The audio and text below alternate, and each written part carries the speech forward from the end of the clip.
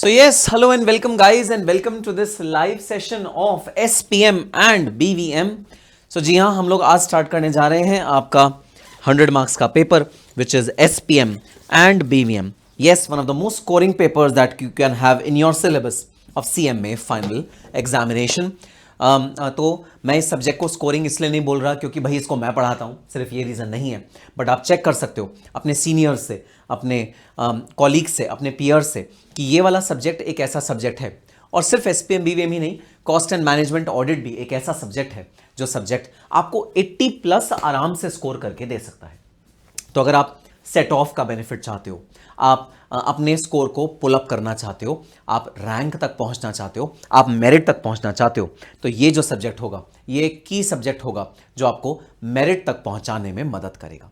SPM BVM and cost audit both दोनों ही बहुत ज़्यादा स्कोरिंग सब्जेक्ट्स हैं, बहुत ज़्यादा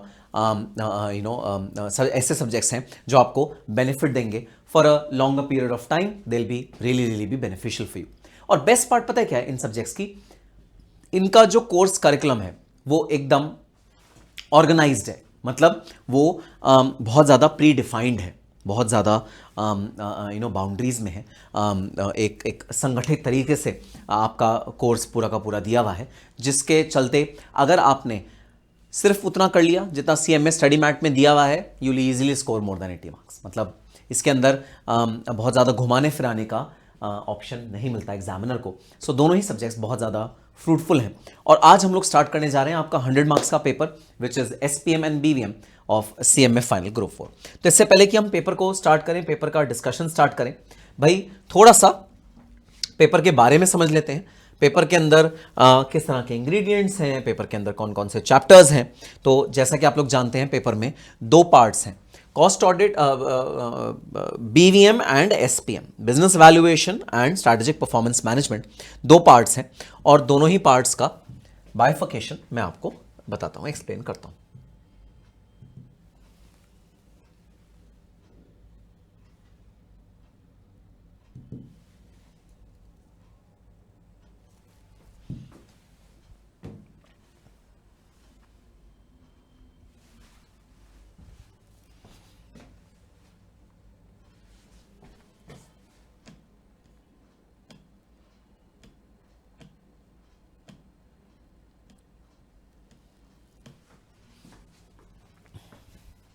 Okay, so the paper is divided into two parts. One is SPM, Strategic Performance Management, and another part is Business Valuation. दोनों का ही 50-50 marks का approximately बाइफिकेशन रहता है। ऑल दो पेपर के अंदर दोनों ऐसे बाइफिकेट होके नहीं आते कि 50 मार्क्स का ये एसपीएम का आपका पेपर है और 50 मार्क्स का बीवी का पेपर है, ऐसे बाइफिकेट होके नहीं आता। बट फिर भी ब्रॉडली जो बाइफिकेशन रहता है वो 50-50 मार्क्स का रहता है दोनों ही दोनों ही पेपर्स में। और दोनों ही पेपर्स में जो प्राइमरी चीज़ रहती है वो रहती है प्रैक्टिकल। तो अगर आप ये सोच रहे हैं सर ये थियोरेटिकल सब्जेक्ट है या प्रैक्टिकल सब्जेक्ट है, भाई ये प्रैक्टिकल सब्जेक्ट है। इसमें प्रैक्टिकल पोर्शन ज़्यादा आता है, थियोरेटिकल पोर्शन इसमें बहुत बहुत बहुत कम आता है। इसमें ज़्यादा थियोरेटिकल पोर्शन नहीं आता।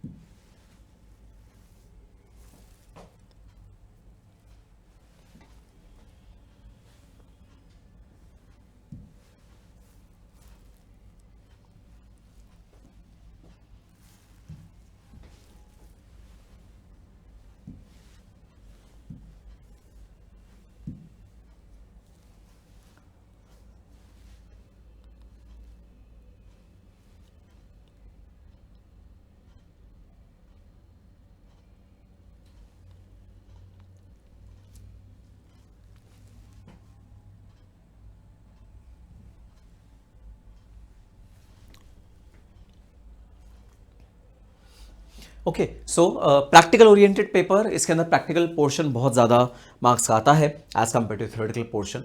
SPM जो स्ट्रैटेजिक परफॉर्मेंस मैनेजमेंट आपका पार्ट है, उसके अंदर फिर भी थ्योरी थोड़ी बहुत आती है, लेकिन जो बिजनेस वैल्यूएशन है उसके अंदर बिल्कुल भी थियोरेटिकल पोर्शन नहीं आता। हाँ, हम क्लास में कुछ थियोरेटिकल पोर्शन जरूर करेंगे बिजनेस वैल्यूएशन वाले पोर्शन में भी, बट वो उसका जो ऑब्जेक्टिव होगा वो होगा कि हम जो बिजनेस वैल्यूएशन के प्रैक्टिकल एस्पेक्ट्स हैं उनको ताकि ढंग से डील कर पाएं, इसलिए हम वो थ्योरी पढ़ेंगे। थ्योरी डायरेक्टली बिजनेस वैल्यूएशन की एग्जामिनेशन में नहीं आ सकती भाई, ठीक है। सो बिजनेस वैल्यूएशन 100% प्रैक्टिकल, उसके अंदर प्रैक्टिकल पोर्शन ही एग्जाम में से पूछा जा सकता है। And SPM strategic performance management 100% तो नहीं, 40% उसमें थ्योरी आएगी और 60% उसमें प्रैक्टिकल आएगा। तो SPM BVM टोटल मिला के अगर देखें तो ब्रॉडली 80% आपका प्रैक्टिकल पोर्शन आएगा, 20% या मैक्सिमम 30% आपका थियोरेटिकल पोर्शन आएगा इन SPM एंड BVM। और SPM BVM की खास बात है, इसमें जो थियोरेटिकल पोर्शन है वो भी प्योर थ्योरी नहीं है, मतलब आपको प्योर रट्टाफिकेशन नहीं करना, आपको उस सब्जेक्ट मैटर की, उस टॉपिक की अंडरस्टैंडिंग डेवलप करनी है। तो अगर हम टॉपिक पढ़ेंगे परफॉर्मेंस मैनेजमेंट, तो उसकी अंडरस्टैंडिंग आपको डेवलप करनी बहुत ज़्यादा ज़रूरी है, तभी जाके आप प्रॉपरली अपने एग्जाम में आप लिख पाओगे about the theoretical portions as well. So this entire subject is more understanding oriented, you have to understand the entire subject to understand its own its entire feel, its entire nature. तो understanding level आपको बहुत ज़्यादा raise करना पड़ेगा about this particular subject, ठीक है। Now the course is divided into 2 parts, SPM and BVM. SPM के अंदर 4 chapters are there, only 4 chapters are there in SPM, and BVM में there are about 8 to 9 chapters are there in BVM. SPM के जो 4 chapters हैं, 4 chapters में से first and second chapter is more theory based. It is more based on your understanding of the theoretical portions and rewriting them in the examination. Third and fourth chapter is more practical based. It is more based on your practical application on whatever you have learned in the class. So third and fourth chapter are practical based. First and second chapter is theory based. Importance की बात करें तो क्योंकि 4 ही chapters हैं SPM में और chapters ही नहीं है, तो भाई चारों के चारों चैप्टर्स बहुत ज़्यादा इंपॉर्टेंट है, चारों चैप्टर्स की इंपॉर्टेंस बहुत ज़्यादा हाई है। तो चारों चैप्टर्स को आपको बहुत ज़्यादा अच्छे से परफॉर्म करना है और बहुत अच्छे से आपको इनको रिवाइज करना है। सर हमारी क्लास में अप्रोच कैसी होगी? भाई हमारी क्लास में अप्रोच इस तरह की होगी कि मैं आपको क्लास में थियोरेटिकल पोर्शन हर एक चैप्टर का कवर कराऊंगा, उसके बाद उनके प्रैक्टिकल क्वेश्चंस को हम, आपके पास जो बुक आई है, जो स्टूडेंट्स ये रिकॉर्डेड बैच देख रहे हैं इस वाले बैच का, आपके पास जो बुक आई है, बुक के अंदर ही प्रैक्टिकल क्वेश्चंस के आंसर लिखने की स्पेस है। तो हम जब क्लास में आंसर्स लिखेंगे तो हम बुक के अंदर ही आंसर्स लिखेंगे, लेकिन जब हम भाई क्लास खत्म हो जाएगी उसके बाद आप लोगों की रिस्पॉन्सिबिलिटी है, आपको एक रजिस्टर बनाना है और जितने भी क्वेश्चंस हमने क्लास में करे हैं उनको रजिस्टर में सॉल्व करके इंडिपेंडेंटली खुद से देखना है, अलॉन्ग विद द फॉर्मेटिंग। भाई देखो, जो फॉर्मेटिंग होती है, जो प्रेजेंटेशन होता है, वो बहुत ज़्यादा इंपॉर्टेंट एस्पेक्ट होता है किसी भी प्रैक्टिकल सब्जेक्ट का, चाहे वो अकाउंट्स हो, चाहे FM हो, चाहे कॉस्टिंग हो। तो आपको फॉर्मेटिंग पे बहुत ज़्यादा ध्यान देना है, प्रेजेंटेशन पे बहुत ज़्यादा ध्यान देना है कि प्रेजेंटेशन आपकी अप टू द मार्क हो, प्रेजेंटेशन आपकी कहीं भी लैक ना करे, specially with respect to the practical portions of the syllabus. तो business valuation and strategic performance management, sir ये जो 2 पार्ट्स हैं हमारे सब्जेक्ट में, क्या इसमें आपस में कोई इंटर रिलेशनशिप है, क्या इंटरलिंकिंग है इसकी आपस में? नहीं भाई नहीं, इसकी आपस में कोई भी इंटरलिंकिंग नहीं है। आपका जो मन करे आप वो पहले शुरू कर सकते हो, आप चाहो तो पहले SPM शुरू कर दो, आप चाहो तो पहले BVM शुरू कर दो, कोई टेंशन की बात नहीं है। आपका जो मन करे, जो भी आपको पोर्शन पहले स्टार्ट करना हो आप वो स्टार्ट कर लो, कोई भी प्रॉब्लम नहीं है। BVM SPM दोनों का क्योंकि वेटेज जो है वो इक्वल है, तो आप कोई भी पोर्शन पहले स्टार्ट कर सकते हो। लेकिन हाँ, आपको बता दूं, जो बिजनेस वैल्यूएशन है वो ज़्यादा लेंदी है एज कंपेयर टू SPM। उसका रीज़न ये है कि बिजनेस वैल्यूएशन पहले 2012 वाला जो सिलेबस हुआ करता था उसके अंदर 100 मार्क्स का पेपर हुआ करता था, पूरा मतलब बिजनेस वैल्यूएशन जो 50 मार्क्स में स्क्वीज़ कर दिया है वो पहले 100 मार्क्स का होता था। तो अब वैसी बात है कि जब 100 मार्क्स के पेपर को आप 50 मार्क्स में डाल दोगे और कंटेंट कुछ रिड्यूस करोगे नहीं, तो ऑब्वियसली वो थोड़ा सा लेंदी ज़्यादा होगा। तो टाइम टेकिंग कौन सा ज़्यादा है? बिजनेस वैल्यूएशन टाइम टेकिंग थोड़ा सा ज़्यादा है, SPM टाइम टेकिंग थोड़ा सा कम है। इसीलिए मैं भी क्या कोशिश करता हूँ, बिजनेस वैल्यूएशन हम पहले शुरू करते हैं क्लास में ताकि उसे क्विकली फिनिश कर सकें और उसके बाद हम SPM में जा सकें। तो बिजनेस वैल्यूएशन हम हमेशा पहले शुरू करते हैं। तो सर क्या हम आज की क्लास में बिजनेस वैल्यूएशन पहले शुरू करने वाले हैं? जी हाँ, आज की क्लास में हम बिजनेस वैल्यूएशन पहले शुरू करने जा रहे हैं। तो आज जो हम चैप्टर स्टार्ट कर रहे हैं उसका नाम है basics of valuation. Today the chapter we are going to start is basics of valuation, which is the first chapter of your syllabus of business valuation. Basics of valuation.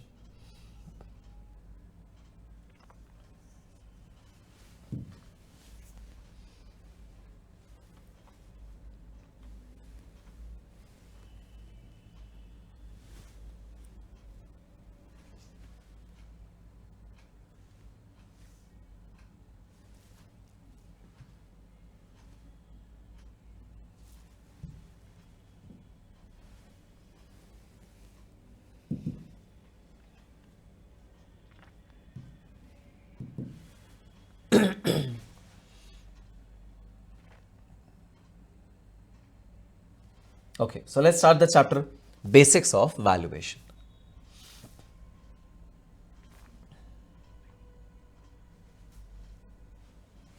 तो सबसे पहले तो बात भाई ये उठती है, हम जो सब्जेक्ट शुरू करने जा रहे हैं वो सब्जेक्ट का नाम है भाई वैल्यूएशन।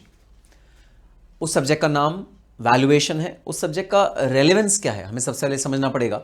इस सब्जेक्ट का भाई रेलेवेंस क्या है, ये सब्जेक्ट हमारे किस काम आएगा, इस सब्जेक्ट का प्रैक्टिकल लाइफ में क्या यूज़ है, हम जब सीएमए बन जाएंगे तो हम इस सब्जेक्ट को क्या यूज़ करेंगे या फिर हम किसी सब्जेक्ट की तरह इसे इग्नोर कर देंगे और सब्जेक्ट्स की तरह कुछ सब्जेक्ट की तरह हम इग्नोर कर देंगे। क्या फ्यूचर है इस वाले सब्जेक्ट का जिसका नाम है बिजनेस वैल्यूएशन। तो भाई आपको बता दूं बहुत क्लियरली, बहुत frankly, examination point of view से ऑफकोर्स ये चैप्टर इंपॉर्टेंट है ही है, फॉर श्योर ये सब्जेक्ट बहुत ज़्यादा इंपॉर्टेंट है from an exam stand point, लेकिन इस सब्जेक्ट का जो प्रैक्टिकल लाइफ में इंपॉर्टेंस है वो और भी ज़्यादा है, वो बहुत ज़्यादा है। आप जब सीएमए बन जाओगे उसके बाद इस चैप्टर का जो यूज आएगा आपकी लाइफ में, that will be immense, it will be very very useful for all of you in your practical life when you become CMA.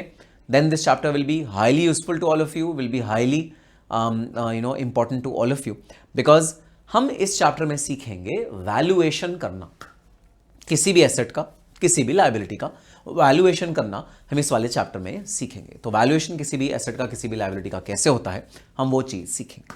Sir क्या बात कर रहे हो, वैल्यूएशन मतलब प्राइस निकालना, अरे किसी चीज़ का कितना प्राइस है वो निकालना, वही तो वैल्यूएशन हो गया बस। अब सबसे पहले पॉइंट जो मैं आपको यहां पर डिस्क्राइब करना चाह रहा हूं वो है कि क्या वैल्यूएशन का मतलब प्राइस होता है, क्या वैल्यूएशन का मतलब प्राइस होता है, क्या वैल्यूएशन और प्राइस एक ही बात है, वो मैं आज आपसे डिस्कस करने जा रहा हूं। ठीक है, सो भाई मैं रहता हूं दिल्ली में और दिल्ली में एक एरिया है जिसका नाम है लक्ष्मी नगर। लक्ष्मी नगर फेमस है अपनी कॉमर्स की कोचिंग क्लासेस के लिए। जितने भी लीडिंग कॉमर्स के कोचिंग क्लासेस हैं वो सारे के सारे लक्ष्मी नगर में सिचुएटेड हैं। तो लक्ष्मी नगर फेमस है अपनी कोचिंग क्लासेस के लिए, और वो भी कॉमर्स की कोचिंग क्लासेस के लिए लक्ष्मी नगर एक बहुत फेमस जगह है। ठीक है सर, अब भाई लक्ष्मी नगर के अंदर कुछ प्लॉट्स हैं जो खाली पड़े, ठीक है, कुछ बिल्डिंग्स हैं जो खाली पड़ी हैं। ठीक है, तो ऐसी ही एक बिल्डिंग है लक्ष्मी नगर में, एकदम प्राइम प्लेस पे ये बिल्डिंग लोकेटेड है। और इस बिल्डिंग को भाई जो पर्सन की जिसकी ये बिल्डिंग है वो इसको सेल करना चाहता है। ठीक है, उस पर्सन ने इस बिल्डिंग की मार्केट प्राइस निकालने की कोशिश करी। मार्केट प्राइस का क्या मतलब होता है, मार्केट प्राइस का मतलब होता है भाई कि इस बिल्डिंग में जो आसपास की बिल्डिंग्स हैं, जो इसके एरिया की, इसके साइज की, आसपास की सेम एरिया में जो बिल्डिंग है उनका मोटा मोटा कितना प्राइस है, उनका प्राइस अप्रॉक्सीमेटली कितना है, उसने निकालने की कोशिश करी। तो उसको पता लगा भाई इस बिल्डिंग की जो मोटी मोटी प्राइस जाएगी वो जाएगी 80 लाख रुपीस। इस बिल्डिंग का जो कॉस्ट बनना चाहिए, जो भाई बायर कह रहा है कि भाई मुझे इस बिल्डिंग के पैसे मिलने चाहिए, वो मिलने चाहिए 80 लाख रुपीस, बायर को इसके पैसे मिलने चाहिए। अब सवाल ये उठता है कि सर इस बिल्डिंग को बाय कौन कर रहा है। तो मैंने कहा भाई एक तो मैं ही बाय कर रहा हूं, ठीक है, निखिल गुप्ता अपनी निखिल गुप्ता क्लासेस के लिए ये बिल्डिंग बाय करना चाहता है ताकि मैं फेस टू फेस क्लासेस भी लॉन्च करना चाहता हूं। अब तक मैं ऑनलाइन में था, मैं कह रहा हूं भाई मैं फेस टू फेस क्लासेस में भी आऊंगा, तो मैं फेस टू फेस क्लासेस में भी लॉन्च करना चाहता हूं अपने आप को। तो मुझे लक्ष्मी नगर में ये बिल्डिंग खरीदनी है, ये बिल्डिंग बाय करनी है। 80 लाख रुपीस का प्राइस है इस वाली बिल्डिंग का, अगर ये मैं खरीदता हूं तो। ठीक है, ठीक है सर। तो भाई अब मैंने बायर को बोला, मैंने सेलर को बोला, सेलर जी सुनिए, लीजिए 80 लाख रुपीस मेरे से ले लीजिए हैं और मुझे बिल्डिंग बेच दीजिए। मैं तो मेरे लिए तो भाई बहुत अच्छी चीज़ है, मैं तो इस बिल्डिंग को यूज़ कर लूँगा अपने बिजनेस के लिए, आप मुझे बेच दीजिए। तो तभी क्या होता है, तभी मेरे साथ एक और पर्सन आता है जो इस बिल्डिंग को खरीदने में इंटरेस्टेड है। उसका नाम है ABC लिमिटेड, और ABC लिमिटेड एक गारमेंट्स मैन्युफैक्चरिंग कंपनी है। ये गारमेंट्स बनाती है, क्लोथ्स बनाती है। तो ABC कहती है सर हम ना इस वाली बिल्डिंग में अपनी वर्कशॉप खोल लेंगे, जो हमारे क्लोथ्स की स्टिचिंग होती है या जो पैकिंग होती है, मेन फैक्ट्री नहीं, मेन फैक्ट्री तो हमारी लोकेटेड है कहीं और, वो नहीं, जो पैकिंग होती है या जो स्टिचिंग होती है हम उसके लिए बिल्डिंग खरीद लेंगे। तो उन्होंने ना ऑफर दिया 80 लाख रुपीस का ही, किसको, बिल्डिंग के ओनर्स को, कि भाई ये बिल्डिंग हम भी खरीद सकते हैं, आप हमें भी ये बिल्डिंग बेच सकते हो, तो आप ये बिल्डिंग हमें बेच दो। अब जब बात ये मेरे कानों तक पड़ी कि भाई ये जो बिल्डिंग है ये किसी और ने भी ऑफर दिया, ABC लिमिटेड जो गारमेंट्स मैन्युफैक्चरिंग कंपनी है उसने भी ऑफर दिया है कि ये बिल्डिंग वो खरीद सकता है, तो भाई मैंने इस बिल्डिंग का प्राइस जो मैं दे सकता हूं मैंने वो बढ़ा दिया। मैंने उस प्राइस को कर दिया 5 लाख रुपीस। मैंने सेलर को बोला, अरे भाई सुनो सेलर, अरे तुम ये बिल्डिंग बेच रहे हो ना, ना गारमेंट्स वाली कंपनी को मत बेचना, मेरे को बेचना, 85 लाख देने के लिए मैं तैयार हूं, 5 लाख रुपए मैंने बढ़ा दिया, 85 लाख रुपीस मैं इसको देने के लिए रेडी हूं। तो भाई गारमेंट्स मैन्युफैक्चरिंग वाली जो कंपनी थी, उसको जो ओनर था, ओनर ने उसको कह दिया कि भाई मुझे तो 85 लाख का ऑफर मिल रहा है, तो मैं तो वो एक्सेप्ट करना चाहता हूँ। तो भाई ठीक है, गारमेंट्स मैन्युफैक्चरिंग कंपनी का ठीक है भाई, तुम इसे एक्सेप्ट कर लो, मैं कहीं और अपनी ये बिल्डिंग देख लूंगा। इस पूरे एग्जाम्पल से क्या प्रूव हुआ? इस पूरे एग्जाम्पल से ये प्रूव हुआ, जरा चैट बॉक्स में भी इस बात को जरा लिखना, ये बिल्डिंग किसके लिए ज्यादा वैल्यूएबल है? इस बिल्डिंग की वैल्यू किसके लिए ज्यादा है? क्या वो निखिल गुप्ता सर के लिए ज्यादा है, एनजीसी निखिल गुप्ता क्लासेस के लिए ज्यादा है, या एबीसी लिमिटेड के लिए इसकी वैल्यू ज्यादा है? इसकी वैल्यू, इस बिल्डिंग की वैल्यू भाई किसके लिए ज्यादा है? जरा चैट बॉक्स में बताना, किसके लिए बिल्डिंग ज्यादा वैल्यूएबल है?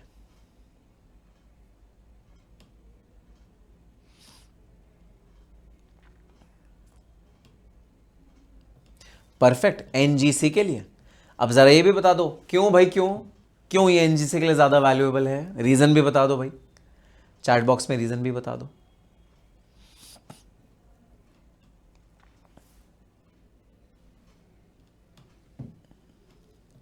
रीजन भी बता दो चैट बॉक्स में।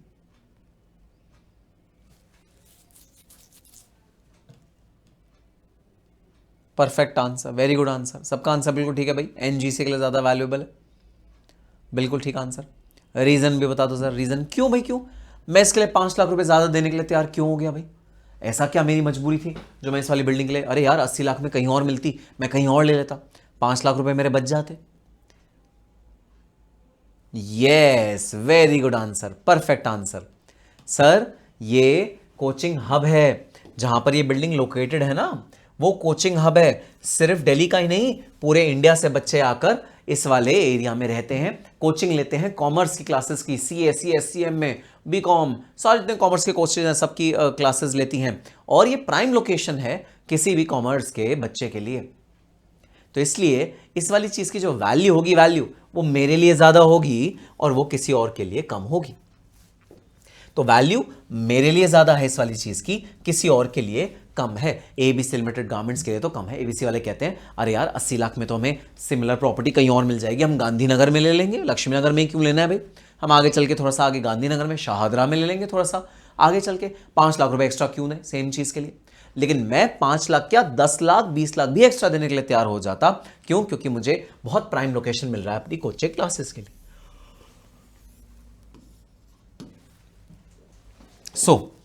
बताना जरा, इस बिल्डिंग की प्राइस कितनी थी जो कि सेलर ने डिटरमाइन करी थी?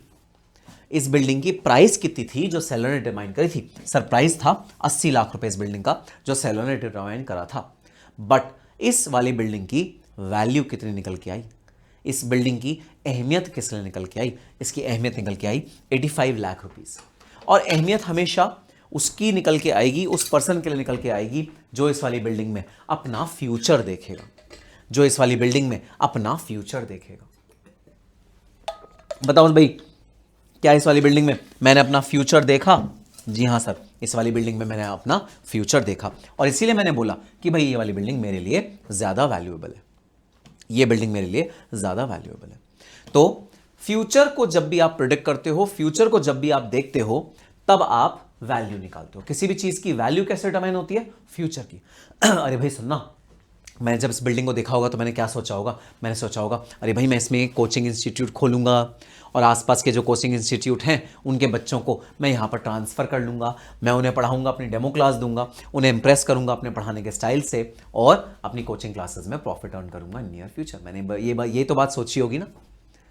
तो जब भी आप फ्यूचर की बात सोचते हो, जो करंट प्राइस है ना वो आपके लिए इररेलेवेंट हो जाता है। अरे यार करंट प्राइस छोड़ो, मैं ज़्यादा पे करने के लिए तैयार हूँ इस वाली चीज़ के लिए, क्योंकि आपको पता है 5 लाख रुपए आज ज़्यादा पे करूंगा, कल को 10 लाख रुपए का मुझे प्रॉफिट हो जाएगा लोकेशन की वजह से, मुझे ये बात पता है। तो आई एम रेडी टू पे मोर, आई एम रेडी टू पे मोर। तो सबसे पहला जो निष्कर्ष निकला हमारी इस पूरी डिस्कशन से वो ये निकला कि price and value are two different things. Price and value are two different things. ये दोनों अलग अलग चीज होती है भाई। प्राइस जो होता है वो डिमांड सप्लाई के इंट्रैक्शन से डिटरमाइन होता है। जो डिमांड है किसी प्रोडक्ट की, कितनी उसकी सप्लाई है, सप्लाई कम है, डिमांड ज़्यादा है, इस वजह से प्राइस ऊपर जा रहा है। डिमांड कम है, सप्लाई ज़्यादा है, प्राइस नीचे जा रहा है। प्राइस डिमांड सप्लाई से डिटरमाइन होता है और आज का प्राइस डिटरमाइन होता है। जबकि वैल्यू क्या होती है? वैल्यू फ्यूचर के बेसिस पर डिटरमाइन होती है। फ्यूचर में इस वाले एसेट का आपको क्या यूज आएगा, फ्यूचर में इस वाली चीज़ का आप कितना बेनिफिट उठाओगे, वो चीज़ आपकी वैल्यू को डिटरमाइन करता है। So there is a difference between value and price. Value और प्राइस में बहुत तगड़ा डिफरेंस होता है। दोनों चीज़ों पे दोनों चीज़ों का भाई कोई आपस में मैच नहीं है। और ये जो हमारा सब्जेक्ट है, ये क्या सब्जेक्ट है? क्या बिजनेस प्राइसिंग सब्जेक्ट है या बिजनेस वैल्यूएशन सब्जेक्ट है? सब्जेक्ट का नाम है बिजनेस वैल्यूएशन। हम प्राइसिंग नहीं सीखेंगे, अरे भाई हम प्राइस निकालना नहीं सीखेंगे। हम इस सब्जेक्ट में क्या सीखेंगे? Business valuation. हम इस सब्जेक्ट में सीखेंगे बिजनेस वैल्यूएशन। अब चलो एक और एग्जांपल भाई मैं तुमको दे देता हूं, ठीक है? ये जो बोर्ड है, इतना बड़ा सा बोर्ड है ना, ये पूरा का पूरा जो बोर्ड है, ये भाई मैंने परचेज किया है अपने टीचिंग के लिए, अपनी कोचिंग क्लासेस के लिए मैंने बोर्ड परचेज किया है। और ये बोर्ड मैंने कई सालों पहले परचेज किया था। तो मैं तुमको बोलता हूँ कि भाई ये जो बोर्ड है ना, मैंने 1.5 लाख रुपए का खरीदा था, आज मैं तुम्हें 90,000 का बेच रहा हूँ। जाओ, मेरा मन खुश है, दिल खुश है। सुनो मेरे सारे स्टूडेंट्स, प्यारे प्यारे बच्चों, तुम ये बोर्ड मेरे से खरीद लो 90,000 रुपये का। इसकी जो ओरिजिनल प्राइस है, आप मार्केट में भी जाओगे अगर इसको खरीदने तो 1.5 लाख रुपए मिलेगी, ठीक है? आप इसको मेरे से खरीद लो 90,000 रुपये का। चैट बॉक्स में बता दो क्या तुम खरीदने के लिए रेडी हो? क्या तुम खरीदने के लिए रेडी? 90,000 में दे रहा हूँ 1.5 लाख रुपए की चीज़। 1.5 लाख रुपए की चीज़ में 90,000 में दे रहा हूँ। और साथ में ये भी लिखो, अगर 90,000 पे खरीदने के लिए रेडी नहीं हो तो कितने अमाउंट पे खरीदने के लिए रेडी हो? ये बता दो ज़रा। दो चीज़ें हैं, 90,000 पे क्या ये वाला असेट आप खरीदने के लिए रेडी हो, और अगर नहीं रेडी हो तो कितने अमाउंट पे रेडी हो? देखो डिजिटल बोर्ड है, बहुत ही बढ़िया डिजिटल बोर्ड है भाई। देखो ज़रा, इसमें डिजिटल बोर्ड में ब्लैक बोर्ड खुल जाता है, फिर आप अपने कंप्यूटर की तरह कोई भी फाइल्स खोल सकते हो। बिल्कुल आपके जैसे कंप्यूटर होता है ना, बिल्कुल कंप्यूटर की तरह फंक्शन करता है। इसके अंदर आप यूट्यूब खोल सकते हो, आप अपना गूगल क्रोम सारे फोल्डर्स ऐसे बना सकते हो, वर्ड खोल सकते हो, एक्सेल खोल सकते हो, पीडीएफ खोल सकते हो, कुछ भी खोल सकते हो। मतलब it is just like your computer, जैसा आपका कंप्यूटर होता है ना। और आप इसमें फाइल्स में जाते हो तो आपके अंदर जो कंप्यूटर में जैसे डेस्कटॉप होता है, डाउनलोड्स में बहुत सारी चीज़ें आ गई, अलग अलग फोल्डर्स बने, ये सारा का सारा दिस पीसी आ गए, आपके ड्राइव्स आ गए, पूरा मतलब कंप्यूटर वाला यूटिलिटी है। आप समझ लो कंप्यूटर को आपने वर्टिकली लगा दिया, ऐसा बढ़िया, एकदम बहुत बढ़िया डिजिटल बोर्ड है। अब तुम लोग ज़रा चैट बॉक्स में बता दो कि ये डिजिटल बोर्ड तुम कितने का खरीदोगे? मैं 90,000 का तुम्हें ऑफर कर रहा हूँ। 90,000 rupees is the price that I am offering you for this digital board. तुम्हें बताना है क्या तुम मेरा ऑफर एक्सेप्ट करते हो? 1.5 लाख रुपए की चीज़ क्या 90,000 में खरीदने के लिए रेडी हो? और भाई एज्यूम करना बिल्कुल परफेक्ट कंडीशन में, ये मत कहना सर आपका खराब हो रहा होगा इसलिए आप सस्ते में बेच रहे हो। नहीं भाई नहीं, ऐसा नहीं है। खराब हो रहा है इसलिए सस्ते में नहीं बेच रहा, बिल्कुल परफेक्ट कंडीशन में। बताओ ज़रा, क्या ये 90,000 में तुम बोर्ड मेरे से लेने के लिए रेडी हो?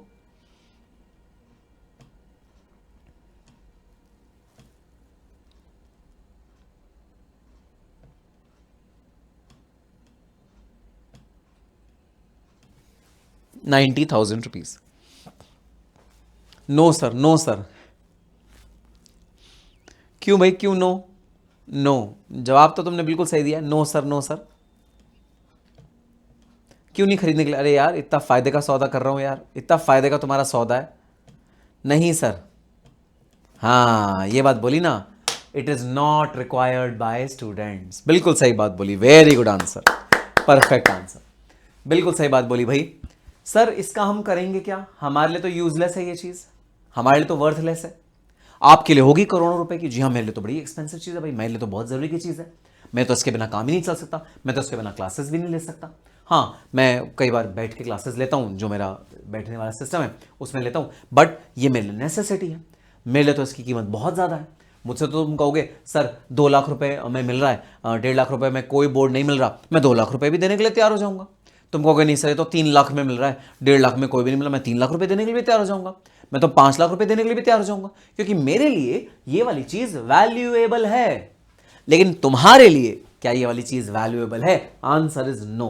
तुम्हारे लिए इस चीज़ की यूटिलिटी कुछ भी नहीं है। तो सर अगर आप इसको फ्री में दोगे ना तो भी हम इसको नहीं लेंगे, क्योंकि हमारा लोडिंग अनलोडिंग का चार्जेस लग जाएगा, हमारे घर तक ले जाने का चार्ज लग जाएगा, उसे कौन बियर करेगा सर? नहीं नहीं सर, आप अपने पास ही रखो अपना board.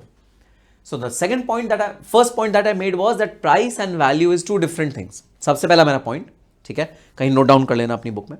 Price and value are two different things. और जो दूसरा पॉइंट मैं तुम्हें यहां पर समझाने की कोशिश कर रहा हूं वो ये कर रहा हूं कि value may differ from person to person. अगर तुम किसी चीज की वैल्यू कर रहे हो तुम्हारा आंसर कुछ और होगा, मैं किसी चीज की वैल्यू कर रहा हूं मेरा आंसर बिल्कुल कुछ और होगा. ऐसा भी हो सकता है. So valuation is a subjective matter. भाई इनकम टैक्स की बात करते हैं, ठीक है. डायरेक्ट टैक्स तुम सबने पढ़ा है ना? हाँ जी सर. डायरेक्ट टैक्स में अगर तुम टैक्स की कंप्यूटेशन करो या मैं टैक्स की कंप्यूटेशन करो तो एक ही आएगी ना. पीजीबीपी ऐड करोगे, सैलरी ऐड करोगे, हाउस प्रॉपर्टी इनकम ऐड करोगे, कैपिटल गेन इनकम ऐड करोगे, सबको ऐड करके तुम टोटल करोगे, टोटल जीटीआई निकालोगे, उसमें से डिडक्शंस लेस करोगे, नेट इनकम को टैक्स क्रेडिट से मल्टीप्लाई करोगे और टैक्स निकाल दोगे. तो चाहे तुम टैक्स कैलकुलेट करो चाहे मैं टैक्स कैलकुलेट करूं बिल्कुल सेम आएगा हमारा टैक्स. ऐसा हो ही नहीं सकता कि चेंज हो. यूनिवर्सल एप्लीकेबिलिटी है टैक्स लॉज की. दिल्ली में भी सेम रहेगा, बॉम्बे में भी सेम रहेगा, चेन्नई में भी सेम रहेगा, हर जगह बिल्कुल सेम रहेगा. बिल्कुल सर, बिल्कुल 100% सेम रहेगा. लेकिन वैल्यूएशन के केस में ऐसा नहीं है. वैल्यूएशन अगर तुम्हारे हिसाब से करी जाए अलग, मेरे हिसाब से करी जाए अलग, दोनों के हिसाब से वैल्यूएशन अलग अलग होगी. तुम स्टूडेंट हो, तुम्हारे लिए स्टूडेंट लाइफ में जो चीज़ इंपॉर्टेंट है वो बहुत ज़्यादा वैल्यूएबल है. जैसे तुम्हारी चेयर टेबल, तुम्हारा स्टडी रूम, तुम्हारा कैलकुलेटर, तुम्हारी किताबें, तुम्हारी लेक्चर्स जो तुम्हें लेक्चर्स मिले, तुम्हारा लैपटॉप जहाँ पर तुम लेक्चर्स देखते हो और पूरा अपना तुमने अपना प्लानिंग सब किया हुआ है वो तुम्हारा laptop. All these things are very very valuable to you as a student हो तुम तो मतलब ये चीज़ें तुम्हारे लिए बहुत ज़्यादा वैल्यूएबल हैं. मेरे लिए हो सकता है इन चीज़ों का ज़्यादा वैल्यू ना हो. मेरे लिए हो सकता है क्योंकि मैं टीचर हूँ तो मेरे लिए हो सकता है स्टडी टेबल मेरे लिए वैल्यूएबल नहीं होगी. स्टडी टेबल का मैं क्या करूँगा? मैं तो अपने ऑफिस में अपनी प्रोफेशनल टेबल पे बैठ के काम करता हूँ, मैं स्टडी टेबल का क्या करूँगा भाई? लेकिन तुम्हारे लिए study table is very very valuable. So valuation changes from person to person. मतलब कोई और वैल्यू करेगा उसके लिए अलग रेट होगा, कोई और वैल्यू करेगा उसके लिए अलग रेट होगा. अब जैसे कि तुमने देखा ये जो भाई बिल्डिंग थी, मैं 85 लाख रुपीस देने के लिए तैयार हो गया, लेकिन एबीसी लिमिटेड जो गवर्नमेंट से नहीं भाई नहीं, मैं तो 80 लाख ही ज़्यादा दे रहा हूँ. अरे सेलर तुम मुझे 75 लाख में दे दो ये वाली बिल्डिंग, मैं तो 80 लाख भी ज़्यादा दे रहा हूँ. कौन कहेगा? एबीसी लिमिटेड गवर्नमेंट, क्योंकि उसे पता है उसने यहाँ नहीं खोला अपना बिजनेस, कहाँ खोल लेगा? कहीं और खोल लेगा भाई, गांधीनगर में खोल लेगा, किसी और सस्ती जगह पे खोल लेगा जहाँ पर प्रॉपर्टी के रेट कम हो, कहीं और खोल लेगा.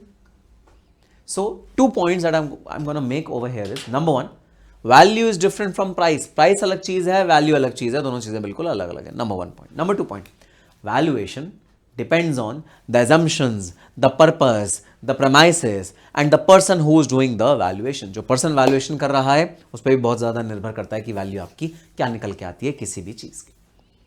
So 2 point हैं जो हमने स्टार्ट करे जिनसे अपना valuation का अपना सब्जेक्ट स्टार्ट किया. ठीक है. सो यस सर, ये काम कहाँ कहाँ आता है? वैल्यू हम किस किस केस में निकालते हैं? अरे भाई मर्ज एंड एक्विजिशन डील, आजकल इतना कॉम्पिटेटिव एनवायरनमेंट रह गया है, दो कंपनियां आपस में मर्ज होकर काम करना चाहती हैं, या एक कंपनी दूसरी कंपनी का कोई बिजनेस अक्वायर करना चाहती है, या एक कंपनी दूसरी कंपनी का कोई डिवीजन एक्वायर करना चाहती है, कोई एक स्पेसिफिक पार्ट एक्वायर करना चाहती है. इस तरह से कोई मर्ज एंड एक्विजिशन की डील चल रही है, कोई ना कोई कोई डील चल रही है जहाँ पर आप कोई एसेट को बाय आउट कर रहे हो, किसी एसेट को खरीद रहे हो, किसी एसेट को बेच रहे हो. इस तरह की तमाम डील्स में valuation is important. Share price अलग बात होती है, जो प्राइस है मार्केट प्राइस है किसी फर्म का, एंटिटी का, वो एक अलग बात है. मार्केट प्राइस तो भाई होता है. उसके अलावा जो वैल्यू निकल के आती है वो हम क्या देखते हैं वैल्यू निकालते हुए किसी भी भाई कंपनी की या शेयर की? हमें बताओ इस कंपनी का फ्यूचर क्या है, हमें बताओ ये कंपनी फ्यूचर में कितना प्रॉफिट अर्न करेगी और जो उसके पीयर्स हैं, जो उसके कॉम्पिटिटर्स हैं, उनसे ज़्यादा करेगी या नहीं करेगी. अगर उनसे ज़्यादा नहीं करेगी तो हम शेयर प्राइस ज़्यादा क्यों पे करेंगे? हम तो वहाँ से खरीद लेंगे, तुम्हारा शेयर क्यों खरीदेंगे? तो अगर तुम चाहते हो हम तुम्हारी कंपनी का शेयर खरीदें तो बहुत सीधी सी बात है, तुम्हें प्रूव करना पड़ेगा कि इस कंपनी की वैल्यू ज़्यादा है. तुम्हें प्रूव करना पड़ेगा कि हाँ देखो फ्यूचर का देखो. कभी भी वैल्यूएशन ना करंट का देख के नहीं होती, वैल्यूएशन हमेशा फ्यूचर का देख के होती है. तो भाई तुमको हम ये पूछेंगे, बताओ इस कंपनी का फ्यूचर क्या है? तुम कहोगे भाई अभी 2 करोड़ कमा रही है, आगे भी 2 करोड़ कमाएगी. मैं कहूँगा बेकार है, ग्रोथ नहीं है कंपनी में, बेकार कंपनी है, छोड़ दो. और तुम मुझे कहोगे सर इस साल 2 करोड़ कमाया है, अगले साल 2.5, उसके बाद 4, उसके बाद 10, उसके बाद 50, ये प्रोजेक्शन है, ऊपर ऊपर जाए जा रहा है. मैं कहूँगा तुरंत लाओ, वैल्यू इस कंपनी की बहुत अच्छी है, लाओ, शेयर का जो प्राइस बोलोगे दे दूंगा, ज़्यादा भी देने के लिए तैयार हो जाऊंगा, मुझे कोई टेंशन नहीं. So valuation is always future looking. Future में इस कंपनी का, इस एसेट का हम कितना यूज़ कर सकते हैं, हम कितना बेनिफिट उठा सकते हैं, और हर एक पर्सन के लिए, अलग अलग पर्सन के लिए अलग अलग बेनिफिट हो सकता है। उसके बेसिस पे वैल्यूएशन किसी भी कंपनी का या किसी भी एसेट का या किसी भी शेयर का या किसी भी बॉन्ड का, किसी भी डिवेंचर का, किसी भी फाइनेंशियल इंस्ट्रूमेंट का जो आपका भाई वैल्यू निकल के आता है, इस बेसिस पे निकल के आता है कि मुझे बताओ फ्यूचर में इस चीज़ की तरक्की कितनी अच्छी होगी, इस चीज़ की ग्रोथ या डेवलपमेंट कितनी अच्छी होगी, ये मेरा फ्यूचर का वैल्यूएशन डिटरमाइन करता है। So this is the crux of our topic which is valuation. और जी हाँ, अगर आप सोच रहे हो कि आप फ्यूचर में इन्वेस्टमेंट बैंकिंग ज्वाइन करना चाहते हो, आपने बड़ा सुना होगा ना, और इस और इन्वेस्टमेंट बैंकिंग में बड़ा अच्छा करियर है, तो सर क्या सीएमएस को इन्वेस्टमेंट बैंकिंग में चांस मिलता है? बिल्कुल मिलता है भाई। मेरे बहुत सारे एक्स स्टूडेंट्स हैं जो इन्वेस्टमेंट बैंकिंग में इस समय वर्क कर रहे हैं, बिल्कुल चांस मिलता है। Investment banking is one of the very niche areas today where there are huge packages and the work profile is also very very good. Package भी ज़्यादा, वर्क प्रोफाइल भी बहुत ज़्यादा अच्छा। तो this is one of the key areas where anyone can work upon. So yes, the area of investment banking, you need knowledge of valuation. Valuation की knowledge आपको चाहिए in area of investment banking. और भी बहुत सारे areas हैं जहाँ पर आप वर्क कर सकते हो अगर आप वैल्यूएशन के एक्सपर्ट हो और आपने वैल्यूएशन ढंग से पढ़ा है तो। सो इस क्लास में भाई हम लोग जो वैल्यूएशन पढ़ेंगे वो ना केवल थ्योरी स्टैंड पॉइंट से पढ़ेंगे, बल्कि इसमें मैं आपको कुछ प्रैक्टिकल इंसाइट्स भी दूंगा कि वैल्यूएशन प्रैक्टिकली आखिरकार कैसे होती है। वैल्यूएशन में प्रैक्टिकली हम क्या चीज़ें देखते हैं, क्या चीज़ें नहीं देखते, हम बहुत सारी चीज़ें प्रैक्टिकली भी डिस्कस करने वाले हैं इस वाले सब्जेक्ट। ठीक है सर, बात समझ में आ गई? तो आ जाओ ज़रा अपनी बुक में और ओपन करो अपना पहला चैप्टर। आपका पहला चैप्टर, ओ नहीं, 6th चैप्टर है या एक्चुअली आपका 4 चैप्टर तो आपके एसपीएम के हैं, फिर 5th चैप्टर होगा ऑब्जेक्टिव टाइप, और ये आपका 6th चैप्टर। तो हम पहले बिजनेस वैल्यूएशन स्टार्ट करेंगे, उसे कंप्लीट करेंगे, उसके बाद स्ट्रैटेजिक परफॉर्मेंस मैनेजमेंट पे जंप करेंगे। ठीक है, तो आओ स्टार्ट करते हैं। Fundamentals of business valuation and business valuation models and approaches. अब भाई सर ये 2 अलग अलग चैप्टर्स के नाम है क्या? जी हाँ, ये 2 अलग अलग चैप्टर्स के नाम है। अगर आप अपने स्टडी मैट में देखोगे तो ये 2 चैप्टर्स अलग अलग पढ़ाए हुए हैं, बट मुझे ऐसा लगता है कि इन 2 चैप्टर्स को हमें हमेशा साथ में पढ़ना चाहिए क्योंकि दोनों एक दूसरे के सप्लीमेंट हैं। तो हम इस वाले चैप्टर में 2 चैप्टर्स इकट्ठा कंबाइन करके मैं आपको पढ़ाऊंगा आपके स्टडी मैट से अगर आप कंपेयर करोगे तो। फर्स्ट चैप्टर का नाम है fundamentals of business valuation and जो चैप्टर इसका कंबाइन होगा वो है valuation models, methods and approaches. ठीक है सर, बात समझ में आ गई। चलो, सबसे पहली चीज जो हम पढ़ने जा रहे हैं वो है डायमंड वाटर पैराडॉक्स। सबसे इंपॉर्टेंट प्रिंसिपल जो अब हम पढ़ने जा रहे हैं वो है डायमंड वाटर पैराडॉक्स। क्या होता है ये डायमंड वाटर पैराडॉक्स? एक बहुत बड़े इकोनॉमिस्ट हुए हैं जिनका नाम है एडम स्मिथ। एडम स्मिथ ने एक बहुत बड़ी पहेली दी हमें सुलझाने के लिए। बहुत बड़ी प्रॉब्लम है ये, बहुत बड़ी पहेली है जो एडम स्मिथ ने हमें दी सुलझाने के लिए, और इस पहेली का नाम है डायमंड वाटर पैराडॉक्स। अब सुनना क्या है डायमंड वाटर पैराडॉक्स। तो अगर मैं तुमसे पूछूं, बताना जरा वाटर का प्राइस क्या है, पानी का प्राइस क्या है? पानी का प्राइस है सर 20 रुपए की 1 लीटर की बोतल आती है, मिनरल वाटर पियो तो। और जो मशीन वाला होता है छक छक छक छक छक छक छक छक छक छक छक छक ऐसे करके जो निकलता है आगे, कुंडी बनी होती है, 1 रुपए पर ग्लास या 2 रुपए पर ग्लास, कांच का ग्लास होता है, गंदा सा, धोया नहीं होता, सब लोग उसी में पी रहे होते हैं। वो जो होता है वो 2 रुपए का होता है ना। तो पानी की बॉटल 1 लीटर की 20 रुपीज़ की, और अगर आप पानी वैसे लूज पियो तो 1 रुपये 2 रुपये में आपको पानी मिल जाता है, इजीली मिल जाता है। सो पानी का जो प्राइस है इट्स वेरी वेरी लेस। ठीक है, एंड अगर बात करें डायमंड की, तो डायमंड आपको किस प्राइस पे मिलते हैं? डायमंड आपको किस प्राइस पे मिलते हैं? Very very expensive. 1 लाख रुपए पर कैरेट का भाव होता है डायमंड का, 80,000 रुपये पर कैरेट का भाव होता है डायमंड का। इतना ज़रा सा डायमंड होगा, बिल्कुल ज़रा सा डायमंड होगा, और दुकान वाला बोलेगा सर ये तो 40,000 का है, 50,000 का एक डायमंड है। बिल्कुल ज़रा से डायमंड का भाव भी बहुत ज़्यादा एक्सपेंसिव होता है भाई। जो डायमंड का प्राइस है it is also very very expensive, but water का जो प्राइस है it is very very low. पानी का प्राइस बहुत ज़्यादा कम है, सस्ता मिल जाता है भाई। पानी की वैल्यू क्या है? पानी की तो कुछ भी वैल्यू नहीं है, सस्ता सा मिल जाता है पानी एकदम सस्ता सा मिल जाता है। अब मेरा जो अगला क्वेश्चन है आपसे, जरा बताना ह्यूमन बीइंग्स का सर्वाइवल किस पे डिपेंडेंट है? ह्यूमन बीइंग्स का सर्वाइवल किस पे डिपेंडेंट है? वाटर पे या डायमंड पे? मतलब अगर सपोज डायमंड ह्यूमन बींग्स को नहीं मिला, ठीक है, मुझे पता है यहाँ गर्ल्स हैं, बहुत सारी गर्ल्स हैं क्लास में, और गर्ल्स कहती हैं sir diamond is our best friend, girls को डायमंड बहुत पसंद होता है, ठीक है। लेकिन मुझे ये जानना है कि क्या कभी ऐसा हो सकता है कि गर्ल्स कहें सर मैं मर रही हूँ, sir I am going to die, please मुझे एक डायमंड दिला दो, मुझे एक डायमंड चाहिए, मैं डायमंड के बिना ना आई विल डाई, मुझे डायमंड के बिना नहीं चलेगा, नहीं नहीं नहीं नहीं, मुझे प्लीज़ एक डायमंड दे दो। क्या कभी ऐसा सुना है आपने? क्या कभी ऐसा सुना है कि कोई लड़की ये बोले कि डायमंड दे दो नहीं तो आई विल डाई, मैं डायमंड के बिना मेरी मौत हो जाएगी? या कोई न्यूज़ आपने ऐसी सुनी हो कभी, सनसनीखेज न्यूज़, मध्य प्रदेश के दरभंगा इलाके में एक परिवार की मौत हो गई क्योंकि उन्हें डायमंड नहीं मिला। बहुत टाइम से डायमंड की तलाश कर रहे थे वो, लेकिन क्योंकि उन्हें डायमंड नहीं मिला, इस वजह से पूरे परिवार ने अपनी जान खो बैठी। और सरकार इसके लिए क्या कर रही है हम ये देखते हैं। डायमंड जैसी चीज़ मुहैया नहीं करा पाई वो अपने राज्य में अपने लोगों को, धिक्कार है ऐसी गवर्नमेंट पे। क्या कभी आपने ऐसा न्यूज़ सुना है कि डायमंड ना मिलने की वजह से कोई एक परिवार की डेथ हो गई, या कोई पर्सन बीमार पड़ गया डायमंड ना मिलने की वजह से? क्या कभी आपने ऐसी न्यूज़ रिपोर्टिंग सुनी है? Of course answer is no, हमने ऐसा कभी नहीं सुना। तो ह्यूमन सर्वाइवल किस चीज़ पे डिपेंड करती है? मेरा आपसे क्वेश्चन ये है, ह्यूमन सर्वाइवल किस चीज़ पे डिपेंड करती है? इज इट वाटर और इज इट डायमंड? क्या ह्यूमन सर्वाइवल वाटर पे डिपेंड करती है या ह्यूमन सर्वाइवल डायमंड पे डिपेंड करती है? प्रथमेश और विपुल सिंह दोनों जवाब देंगे इस वाली बात का। नालायक। Prathamesh and Vipul Singh, very good answer, perfect answer. जो ह्यूमन बींग्स की जो सर्वाइवल है वो डिपेंड करती है वाटर पे।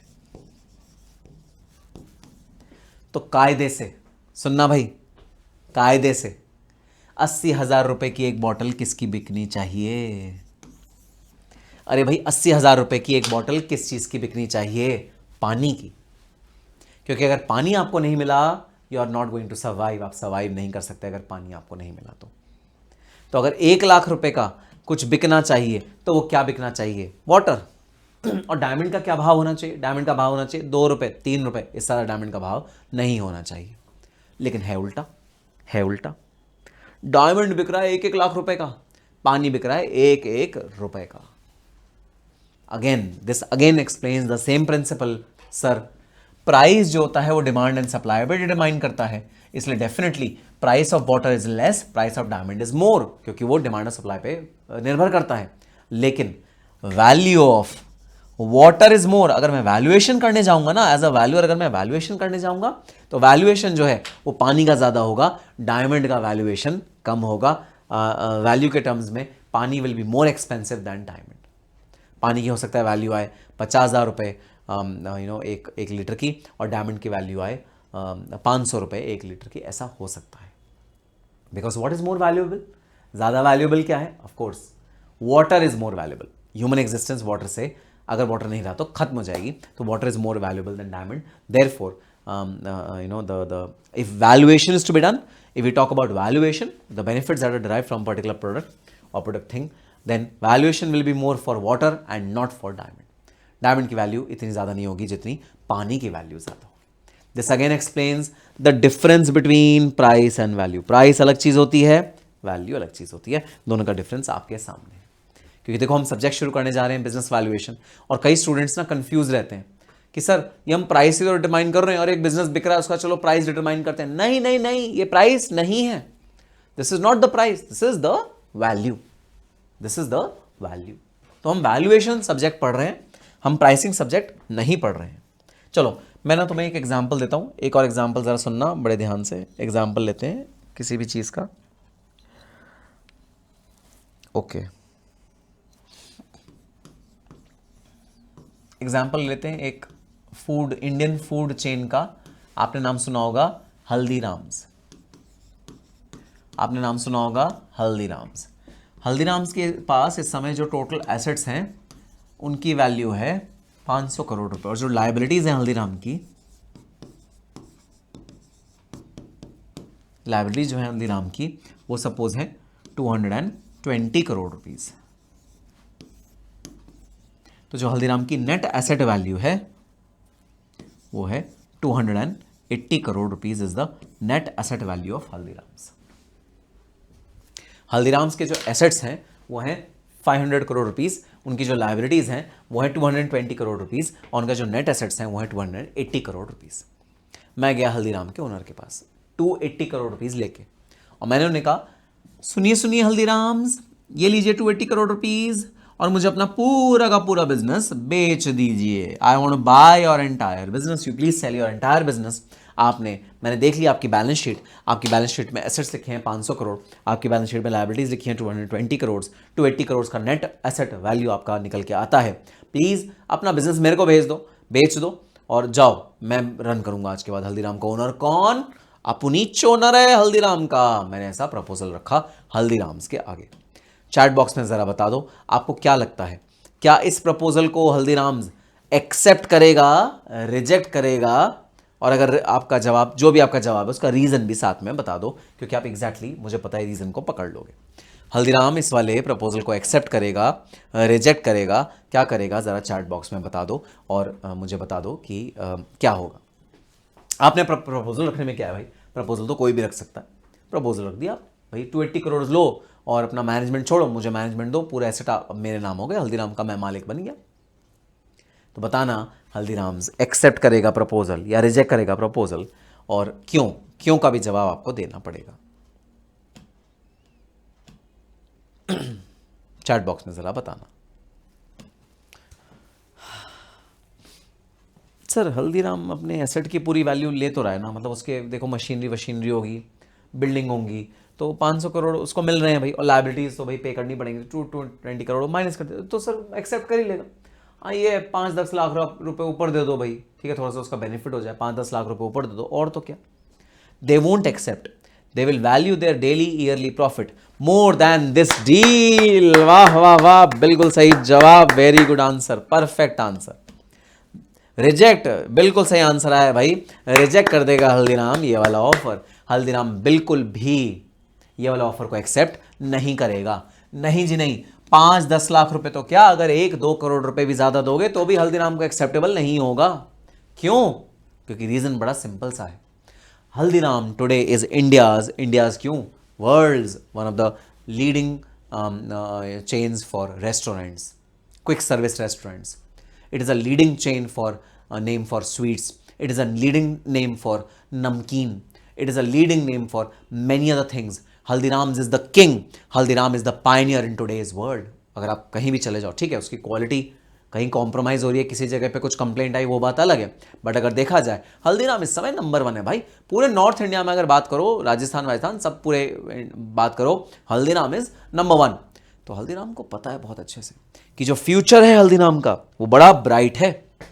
सेल्स इंक्रीज हो रही है मल्टीपल टाइम्स, साल दर साल सेल्स जबरदस्त लेवल पे इंक्रीज हो रही हैं, और सेल्स के साथ साथ प्रॉफिट्स भी बहुत तगड़े इंक्रीज हो रहे हैं।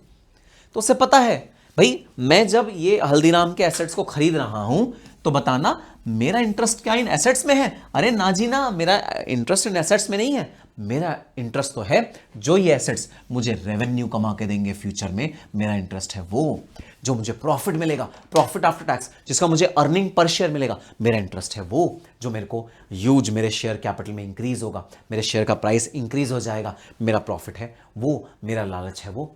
तो मैं जो लालच कर रहा हूं वो एसेट्स खरीदने का नहीं कर रहा। अरे यार एसेट्स तो 500 करोड़ के, इनकी क्या ही वैल्यू है, कुछ वैल्यू नहीं है। वैल्यू किस चीज की है? वैल्यू वो है इस एसेट को यूज करके जो मोटा रेवेन्यू मेरे पास आएगा, जो पैसा मेरे पास आएगा, मेरे को उस चीज का लालच है, and that is the point of valuation. हां प्राइस तो यही है भाई, जो एसेट्स है ना उनका प्राइस तो यही है। अगर आप प्राइस की बात करो, प्राइस तो यही है, एसेट्स का प्राइस अगर मार्केट में बेच दोगे 280 करोड़ मिलेगा, इससे ज्यादा नहीं मिलेगा, प्राइस तो यही है। लेकिन अगर वैल्यू की बात करो, क्या वैल्यू है इस वाले एसेट की, क्या जबरदस्त वैल्यू है इस वाले एसेट की, तो वो आपकी 2800 करोड़ से कम की नहीं निकलेगी। 2800 करोड़, जी हां, 10 गुना हो सकता है, 50 गुना भी हो जाए, हो सकता है 20 गुना भी हो जाए, वैल्यू जो है वो पक्का से 2800 करोड़ की निकलेगी। तो अगर आपको हल्दीराम्स के ये एसेट्स खरीदने हैं तो हो सकता है आपको कितना पे करना पड़ जाए, 2800 करोड़ रुपए। 280 करोड़ रुपए की चीज आपको हो सकता है पे करनी पड़ जाए 2800 करोड़ रुपए, क्योंकि valuation doesn't mean today, valuation doesn't mean we are buying something today, valuation means we are buying something for the future. हम जो चीज़ परचेज कर रहे हैं वो कितने की, वो किस चीज़ के लिए परचेज कर रहे हैं, फ्यूचर के लिए परचेज कर रहे हैं। हम देख रहे हैं भाई फ्यूचर में इस चीज़ का क्या बेनिफिट होगा, फ्यूचर में ये रेवेन्यू हमें कितना अर्न करके देगा, प्रॉफिट कितना अर्न करके देगा, और कितना वैल्यू एडिशन ये मेरी वेल्थ में कर देगा। हम ये चीज़ कैलकुलेट कर रहे हैं, इसलिए valuation will be for the future. अब इसी के कॉन्ट्ररी देखना ज़रा, इसी के कॉन्ट्ररी मैं बस एक छोटा सा काम कर रहा हूं और देखना ज़रा आपका आंसर कैसे चेंज हो जाएगा। अब देखना आपका आंसर कैसे चेंज हो जाएगा। ठीक है, सेम नंबर्स बिल्कुल सेम रखते हैं, बस यहां पर हम क्या करते हैं, यहां पर हम कंपनी का नाम चेंज कर देते हैं। यहां पर हम कंपनी का नाम चेंज कर देते हैं। कंपनी का नाम है भाई ABC लिमिटेड, और मैं आपको पहले ही बता रहा हूं this is a sick company, this is a sick company. Sick company का मतलब यह है इस कंपनी को हो रहे हैं भारी लॉसेस, इस कंपनी को हो रहे हैं भारी नुकसान, और कई सालों से इस कंपनी को नुकसान ही नुकसान नुकसान नुकसान नुकसान हो रहे हैं। और अब मतलब ऑलमोस्ट ये कंफर्म है कि भाई ये कंपनी ना अब इससे ज़्यादा तरक्की नहीं कर सकती, ये ग्रो नहीं कर सकती, बेच बाच के इसे ख़त्म करो। ठीक है, ये कंपनी अब चल नहीं सकती। इसका मैनेजमेंट चाहे जितना भी इंप्रूव कर ले, अपने डिसीजन को जितना भी इंप्रूव कर ले, बढ़िया से बढ़िया आदमी लिया, उसका डायरेक्टर एमडी बना दो, एक्सपीरियंस आदमी को इसका एमडी बना दो, कुछ भी कर लो, अब ये कंपनी चलने वाली नहीं है। अब ये कंपनी लॉस मेकिंग कंपनी है, ये कंपनी अब चलेगी नहीं।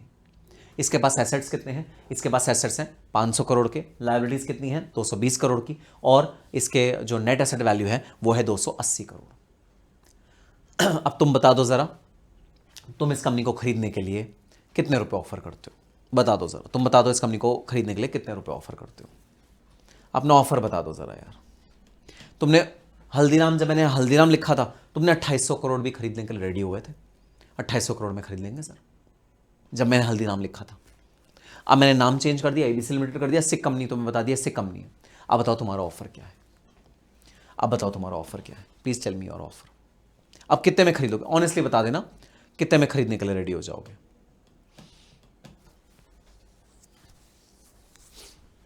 What is your offer.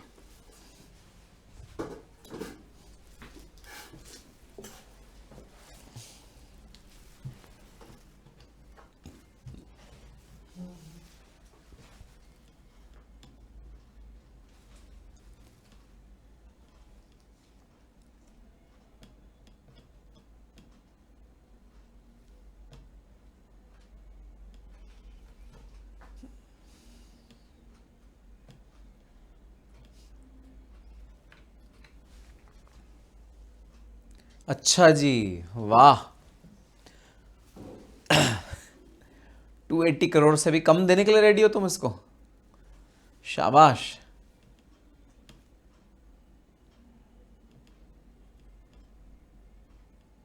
Very nice, perfect भाई, परफेक्ट, बिल्कुल सही डायरेक्शन में सोच रहे हो, बिल्कुल सही डायरेक्शन में सोच रहे हो सर। हो सकता है इसको तो हम 280 करोड़ से भी कम का खरीदें। हम इसको ऑफर देंगे, भाई तू 200 करोड़ रुपए ले और अपने घर चल, या हो सकता है इससे भी कम। हम इसको बोले भाई तू 150 करोड़ रुपए ले, बस सिर्फ 150 करोड़ रुपए, और ले और अपने घर चल। इससे ज़्यादा हम इस कंपनी के लिए नहीं पे कर सकते। क्यों? क्योंकि इस कंपनी का जो फ्यूचर है वो अच्छा नहीं है। हम कोशिश ज़रूर कर सकते हैं इस कंपनी का फ्यूचर को इंक्रीज़ करने की, इस कंपनी के फ्यूचर को और ज़्यादा अच्छा बनाने की, इसके रेवेन्यू को अच्छा करने की कोशिश कर सकते हैं, लेकिन हमें पता है चांसेस कम है। जो कंपनी ऑलरेडी लॉसेस में काम कर रही है, जो कंपनी इतने टाइम से डूबी हुई है, जिस कंपनी में इतना ज़्यादा कैश लॉस हो रहा है, कैश का वो सैक्रिफाइस कर रही है, जो कंपनी इतना ज़्यादा अपनी लॉसेस पे है इतने सालों में, आगे भी वो क्या ही इंप्रूव होगी, आगे भी वो कहाँ ही इंप्रूव होगी। हमारी उम्मीद तो कम से कम ये रहेगी कि हाँ सर, ये कंपनी अभी भी लॉसेस में ही रहेगी, ब्रांड वैल्यू कुछ है ही नहीं, ऊपर से लॉस मेकिंग कंपनी है। So we give only 280 crore rupees. ठीक है भाई, ज़्यादा से ज़्यादा हम इस कंपनी के लिए कितना दे सकते हैं, 280 करोड़ ही दे सकते हैं, इससे ज़्यादा तो बिल्कुल भी नहीं देंगे। हाँ, अगर मांडवली हो जाए, थोड़ा सा नेगोशिएशन हो जाए, कम पे करने में हम इंटरेस्टेड रहेंगे, हम थोड़ा सा इसका अमाउंट कम पे करने में इंटरेस्टेड रहेंगे। बिल्कुल सही जवाब। ठीक है, again sir, why do people buy sick companies. हाँ, ये बड़ा अच्छा क्वेश्चन है, अभी इसका जवाब देता हूं मैं, 2 मिनट दो जरा। तो वैल्यू जो है ना, वैल्यू, अरे भाई वैल्यू, अच्छा चलो अब MCQ पूछता हूं तुमसे, MCQ का जवाब दो जरा, MCQ का जवाब दो।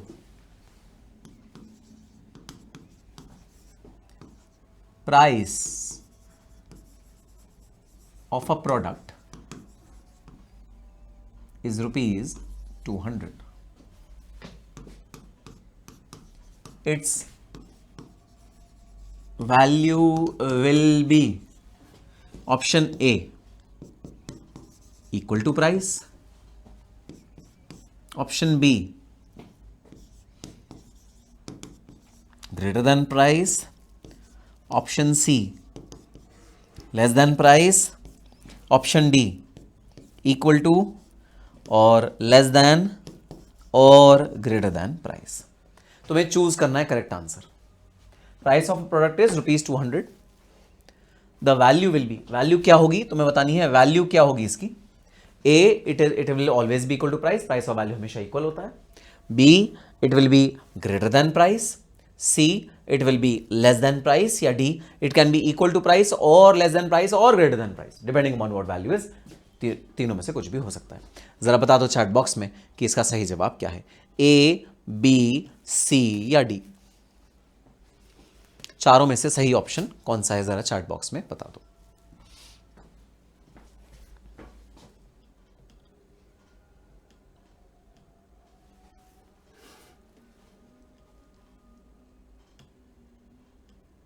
Very good answer, perfect answer,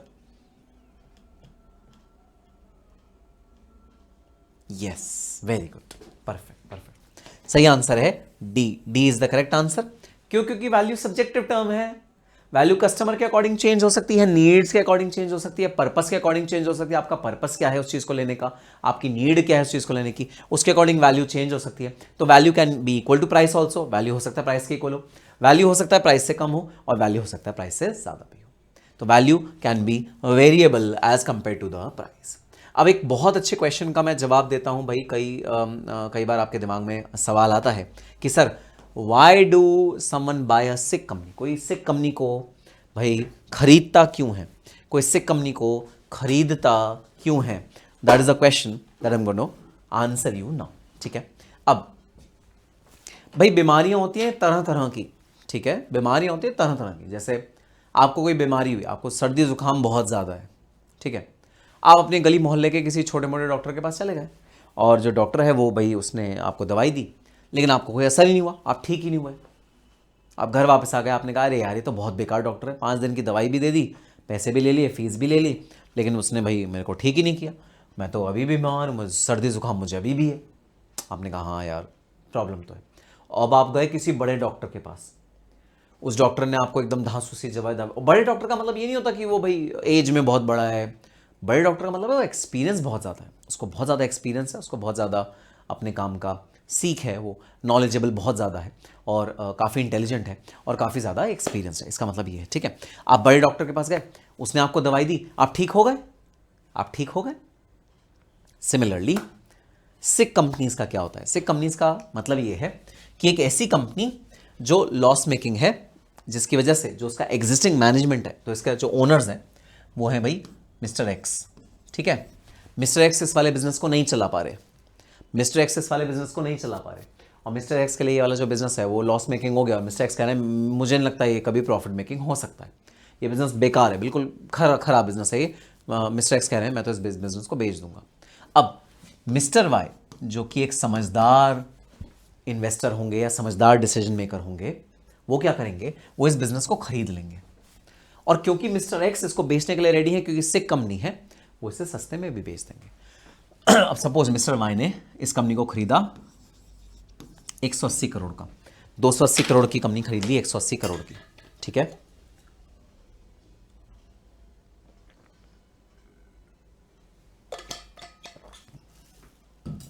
अब क्योंकि मिस्टर वाई बड़े डॉक्टर हैं, एक्सपीरियंस डॉक्टर हैं, इनको इस फील्ड का तजुर्बा बहुत ज़्यादा है, इन्होंने सही डिसीजंस लिए और इस कंपनी को लॉस मेकिंग से कन्वर्ट कर दिया प्रॉफिट मेकिंग में, प्रॉफिटेबल बना दी कंपनी। सही डिसीजन लिए, सही दवाई दी कंपनी को, इस कंपनी को जो चाहिए था वो सारी चीज़ें दी अपने सूझबूझ से, अपने एक्सपीरियंस से, और इस कंपनी को प्रॉफिट मेकिंग बना दिया। और जब एक कंपनी एक बार प्रॉफिट मेकिंग बन गई तो इसकी जो वैल्यू है वो ऑब्वियसली इससे भी ज़्यादा बढ़ गई। सपोज उसकी अब जो लेटेस्ट वैल्यू निकल के आई वो निकल के आई 380 करोड़ रुपए, सो मिस्टर वाई ने इसको 180 रुपये करोड़ का खरीदा, इसको कन्वर्ट किया, इसकी वैल्यू को इंक्रीज करके कर दिया 380 करोड़ रुपए और बेच दिया और 200 करोड़ का मुनाफा अपनी जेब में रख लिया। तो अगर आपको विश्वास है, अगर आपको कॉन्फिडेंस है कि हां मैं इस वाली कंपनी को सिक कंपनी से चेंज करके एक प्रॉपर कंपनी बना सकता हूं, एक अच्छी सी हेल्दी कंपनी बना सकता हूं जिसमें कि फ्यूचर में जाके प्रॉफिट होगा, अगर आपको इस चीज का विश्वास है तो आप एक सिक कंपनी खरीदते हो सस्ते दामों पे, उसको प्रॉफिट मेकिंग बनाते हो, कन्वर्ट करते हो, उसकी वैल्यू इंक्रीज हो जाती है और जब उसकी वैल्यू इंक्रीज हो जाती है आप उसे बेच देते हो और आपका सारा मुनाफा हो जाता है। This is the reason by company people prefer to buy sick companies. अब सोचो हल्दीराम्स 280 करोड़ के एसेट्स वो बेचेगा अपने आप को कितने का, 2800 करोड़ रुपए, 2800 करोड़ रुपीस। पहले ही इतना एक्सपेंसिव है ना। अब मैंने 2800 करोड़ का हल्दीराम खरीद लिया, अब फ्यूचर में जब उसे बेचने जाऊंगा तो दोबारा 2800 करोड़ रुपए मिलेंगे, मेरे को कोई फायदा ही नहीं होगा। जबकि अगर मैं किसी सिक कंपनी को उठाऊंगा, सिक कंपनी को खरीदूंगा और उसे प्रॉफिटेबल में कन्वर्ट कर दूंगा, उसे सही दवाई देके उसे ट्रीट कर दूंगा, उसको वैल्यू को इंक्रीज कर दूंगा, तो मेरा जो प्रॉफिट होगा वो बहुत ज़्यादा हाई होगा। तो 200 करोड़ रुपीस का प्रॉफिट होगा जो इस सिक कंपनी को खरीद के बेचने से मुझे मिलेगा। And that is the reason why people buy sick company. लोग सिक कंपनी को परचेज करते हैं, उन्हें ठीक करते हैं और वापस बेच देते हैं। I hope I solve your query. ठीक है सर, बात समझ में आ गई। Again we boil down to the same point कि प्राइस एंड वैल्यू दोनों अलग अलग चीजें हैं। Value is different and price is different. और ये जो डायमंड वाटर पैराडॉक्स है, इससे भी भाई ये वाली बात निकल के आती है कि वाटर ज़्यादा वैल्यूएबल है लेकिन फिर भी प्राइस कम होता है वाटर का, और जो डायमंड का प्राइस है वो बहुत ज़्यादा एक्सपेंसिव होता है, जबकि डायमंड की जो यूटिलिटी है कुछ भी नहीं है भाई। डायमंड का जो यूज़ है वो कुछ भी नहीं है, ह्यूमन बीइंग के एग्जिस्टेंस के लिए डायमंड कुछ भी रेलिवेंट नहीं है। तो diamond is not that expensive, is not that valuable, still it is pricey. It is pricey, price ज़्यादा है, वैल्यू ज़्यादा नहीं है। लेकिन वाटर की वैल्यू ज़्यादा है लेकिन प्राइस ज़्यादा नहीं है। डिमांड सप्लाई की वजह से प्राइस डिटरमाइन होता है। तो ये जो पूरी डिस्कशन हो रही है इसका एक सार है जो आपको अच्छे से समझना है। Price is different, value is different. Price और वैल्यू में डिफरेंस होता है, दोनों चीज़ों में कोई सामंजस्य नहीं, कोई दोनों चीज़ें एक नहीं होती, दोनों चीज़ें अलग अलग होती हैं। So price and value are two different things. This is explained by diamond water paradox. ठीक है, अब एक और पर्सन की भाई फेस है जो यहाँ पर दिया हुआ है। इनका नाम है वॉरेन बफे। क्या आप में से किसी ने वॉरेन बफे का नाम सुना है? अगर सुना है तो क्या आप उन्हें जानते हो? Who is Warren Buffett? Warren Buffett का यहाँ पर फोटो लगा हुआ है। So Warren Buffett is a very renowned investment guru. ये इन्वेस्टमेंट की दुनिया के किंग हैं। इनकी कंपनी है जो इन्वेस्टमेंट करती है। ये सस्ती कंपनी के जो शेयर्स हैं। Yes, world's top investor. Very good answer, perfect. पता है भाई आपको, तो पता है आपको। तो ये वर्ल्ड के टॉप इन्वेस्टर हैं और ये जिस कंपनी को, मतलब ऐसा कहा जाता है, ये जिस कंपनी को हाथ लगाते हैं वो कंपनी सोना उगलने लगती है। मतलब इन्होंने अगर किसी कंपनी के शेयर्स खरीदे हैं तो पूरी मार्केट उस कंपनी के शेयर्स खरीदने लगती है, क्योंकि सबको कॉन्फिडेंस होता है कि अगर वॉरेन बफे ने ये शेयर्स खरीदे हैं तो ये शेयर्स ऊपर जाएंगे ही जाएंगे, ये शेयर्स जो हैं वो अच्छा परफॉर्म करेंगे ही करेंगे। तो लोग उन शेयर्स को बहुत ज़्यादा खरीदने लगते हैं जो वॉरेन बफे ने शेयर्स खरीदे हैं। So Warren Buffett is one of the investment gurus of the country of the world. ये डिफाइन करते हैं प्राइस इज व्हाट यू पे। ठीक है, प्राइस वो है जो आपने पे किया, value is what you gate. उसमें से वैल्यू क्या होगा? जो आपको मिला है। आपने जब डायमंड का प्राइस पे किया, आपने डायमंड के लिए 1 लाख रुपए पे किया, तो उसका प्राइस क्या हो गया? 1 लाख रुपए। और डायमंड से आपको वैल्यू क्या मिली? 0। कोई बेनिफिट नहीं मिला डायमंड से आपको, 0 वैल्यू। क्या आपने अपने कान में लगा लिया, ठीक है, आपका स्टेटस सिंबल बन गया, लेकिन कोई बेनिफिट तो नहीं मिला ना। आप उसे खा तो नहीं सकते ना डायमंड को। सो आपने प्राइस पे किया डायमंड का 1 lakh rupees. Price is what you pay, value is what you get. आपने जब वाटर खरीदा तो आपने उसका प्राइस पे किया 20 rupees per bottle, that is the price that you paid. But आपको बदले में क्या मिला? बदले में आपको मिला वैल्यू विच यू गेट। और आपकी वैल्यू क्या है? Good health. आपको अच्छी हेल्थ मिली, आपको अच्छी हेल्थ मिली, दैट इज वैल्यू। हाँ, मॉनेटरी टर्म्स में अगर मैं इसे डिटरमाइन कर पाऊंगा, कर लूंगा। अभी मैं कर नहीं सकता क्योंकि हेल्थ को मैं मॉनेटरी टर्म्स में डिटरमाइन नहीं कर सकता, लेकिन वैल्यू तो है ना भाई, वैल्यू तो है ना। पानी पीने से आपको कुछ तो बेनिफिट मिला ना। So price is what you pay, value is what you get. Price is value in exchange. जब आप कुछ चीजों को एक्सचेंज कर रहे हो, जब आप पैसे देके कोई प्रोडक्ट को खरीद रहे हो तो उसे कहते हैं price. But value is value in use. जो आप यूज करके उसका बेनिफिट उठाओगे उसे बोलते हैं वैल्यू। जब किसी चीज को यूज करके आप उसका बेनिफिट उठाओगे उसे कहते हैं value. So price is what you pay and value is what you get. अब भाई मैं आपसे आपसे आपके रियल लाइफ का प्रैक्टिकल एग्जांपल डिस्कस करता हूँ, ठीक है, क्योंकि मैं भी इसी फेज से गुजरा हूँ जिस फेज से आप गुजरे हो। भाई हम कोचिंग क्लासेस खरीदते थे, टीचर्स की कोचिंग क्लासेस खरीदते थे। तो आप कोचिंग क्लासेस को खरीदते हुए आप एक उसका प्राइस पे करते हो, ठीक है। जैसे मान लो आपने 7,000 पे किया एक क्लासेस खरीदने के लिए। 7,000 was the price of the class, 7,500 was the price of the class. मैं हमेशा एक चीज़ बच्चों को कहता हूँ कि जब आप क्लासेस खरीदते हो तो एक बेनिफिट जो आपका होता है वो ये होता है कि टीचर अपना रियल लाइफ एग्जाम्पल्स आपको सुनाते हैं, अपने रियल लाइफ के एग्जाम्पल्स आपके सामने रखते हैं, जो उन्होंने प्रैक्टिकली किया होता है वो आपके सामने रखते हैं। जैसे मैंने 15 ईयर्स बिग 4 में स्पेंड करे हैं, उनके टैक्सेशन डिपार्टमेंट में, स्टैट्यूटरी ऑडिट में। तो 15 ईयर्स स्पेंड करने के बाद मेरे पास कुछ एक्सपीरियंस है।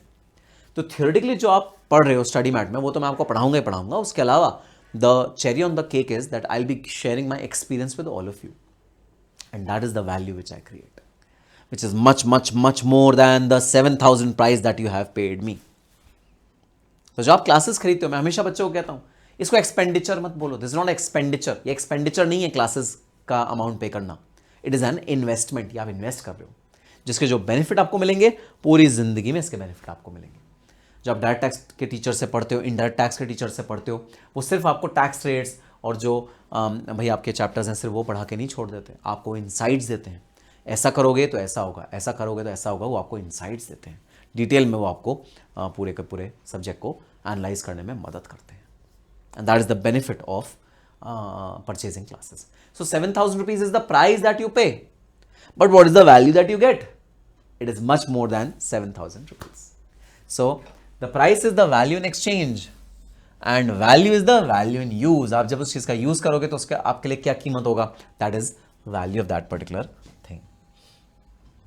सर अब ये बता दीजिए वैल्यूएशन का यूज कहां कहां आता है? ठीक है, वैल्यू आप जब डिसाइड करते हो किसी चीज की तो कहां कहां वो यूज आती है। तो सबसे पहली चीज तो अभी लिस्टिंग जब करने जा रहे होते हो, do not put all eggs in one basket. Yes, very good, very good. ये भी भाई एक इन्वेस्टमेंट का बहुत बड़ा फंडामेंटल रूल है कि आपको अपने सारे एग्स एक ही बास्केट में नहीं रखने चाहिए। मतलब एक ही आपको शेयर में सारे पैसे अपने नहीं लगाने चाहिए। This is a rule which is there in the share market, ठीक है।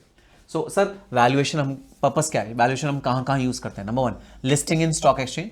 जब आप स्टॉक एक्सचेंज में अपने भाई शेयर को लिस्ट करने जाते हो, आईपीओ निकलता है, इनिशियल पब्लिक ऑफर निकलता है, तब वहाँ आपको एक बैंड देना होता है जिसे बोलते हैं प्राइस बैंड। प्राइस बैंड मतलब एक पर्सन जब आपका शेयर्स को भाई ले रहा है तो वो मिनिमम प्राइस कितना पे करेगा और मैक्सिमम प्राइस कितना पे करेगा, and that actually is value. तो प्रोजेक्शन करी जाती है कि इस कंपनी की पहले 5 साल की सेल्स कितनी होंगी, प्रॉफिट कितना होगा, खर्चा कितना होगा, ये कंपनी कितना वैल्यू एडिशन करेगी शेयर होल्डर्स को, वो सब चीज़ें कैलकुलेट करी जाती हैं और उसके बेसिस पे भाई शेयर होल्डर्स को एक प्राइस बैंड दिया जाता है कि इस प्राइस से इस प्राइस तक के बीच में आपको अपने शेयर का प्राइस भाई डिटरमाइन करना है, इसके बीच में आपको शेयर का प्राइस रखना है। That is value, that is not price. वो प्राइस बैंड बोला जाता है लेकिन वो प्राइस नहीं है, वो वैल्यू है। सो लिस्टिंग कराते वक्त हम वैल्यूएशन करते हैं कंपनीज की। मर्जर्स एक्विजिशन बाय आउट करते वक्त हम भाई कंपनीज की वैल्यूएशन करते हैं। अब जैसे एडिडास और नाइकी आपस में मर्ज हुए, पहले दोनों अलग अलग कंपनीज थी, एडिडास और नाइकी, दोनों आपस में मर्ज हुए और वो इकट्ठा एक ब्रांड बन गया, एडिडास और नाइकी।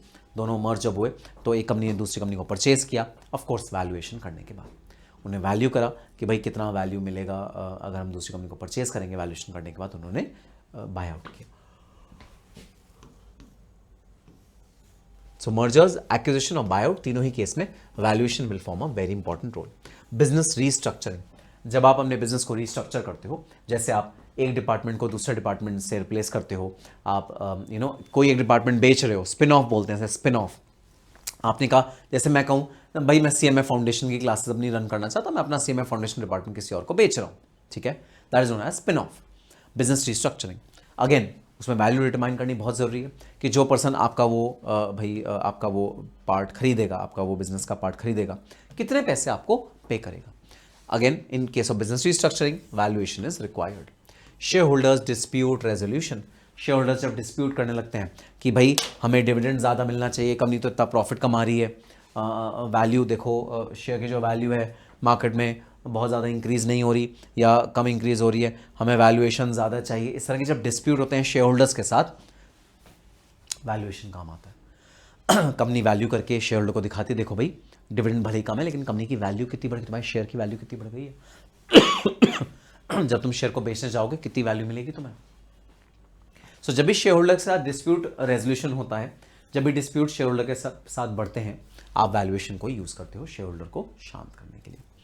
फिर purchase sale of business, liquidation of company, आप बिजनेस को परचेज कर रहे हो, सेल कर रहे हो, कंपनी लिक्विडेट हो रही है, इंसॉल्वेंट हो रही है, कंपनी बैंकरप्ट हो रही है, आपने पढ़ा हुआ है insolvency and bankruptcy code, company insolvent हो रही है, कंपनी बैंकरप्ट हो रही है, अगेन वैल्यूएशन की जरूरत पड़ती है।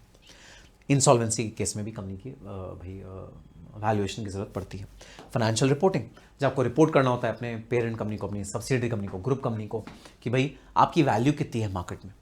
एक तो एसेट्स कितने हैं, एसेट्स कितने हैं वो तो अलग बात हो गई भाई, ठीक है, मेरे इतने करोड़ के एसेट्स हैं जो हैं वो तो अलग बात हो गई। ये बताओ उनकी वैल्यू क्या है। एसेट्स तो 280 करोड़ के, लेकिन उन एसेट्स की वैल्यू कितनी है मार्केट में, सर ये तो बताओ। उसके हिसाब से तो पी इन्वेस्टर्स भाई इन्वेस्ट करेंगे आपके बिजनेस में।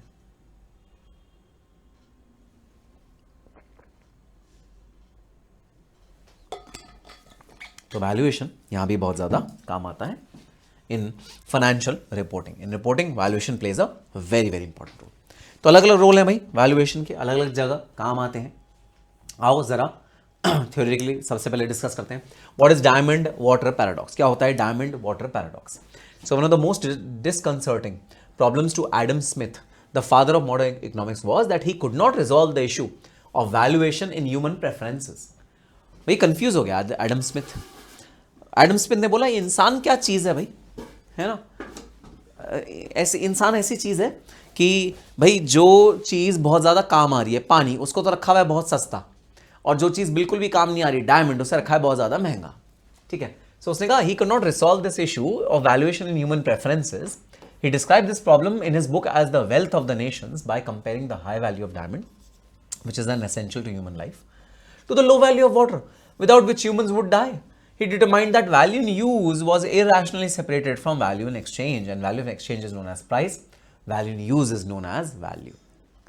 उसने तब ये जाना कि यार ये वैल्यू और प्राइस ना दो अलग अलग चीजें होती हैं, ये एक ही नहीं होती। एडम स्मिथ ने ये बात जानी वाटर और डायमंड के भाई एग्जाम्पल के थ्रू, कि जो प्राइस और वैल्यू है ये दो अलग अलग चीजें होती हैं, ये एक चीज नहीं होती। एडम स्मिथ ने ये बात जानी कौन से एग्जाम्पल से भाई उसने जानी एग्जाम्पल से ऑफ वाटर एंड डायमंड। तो ये एक खुलासा था जो कि एडम स्मिथ ने किया for explaining the value and the price paradox.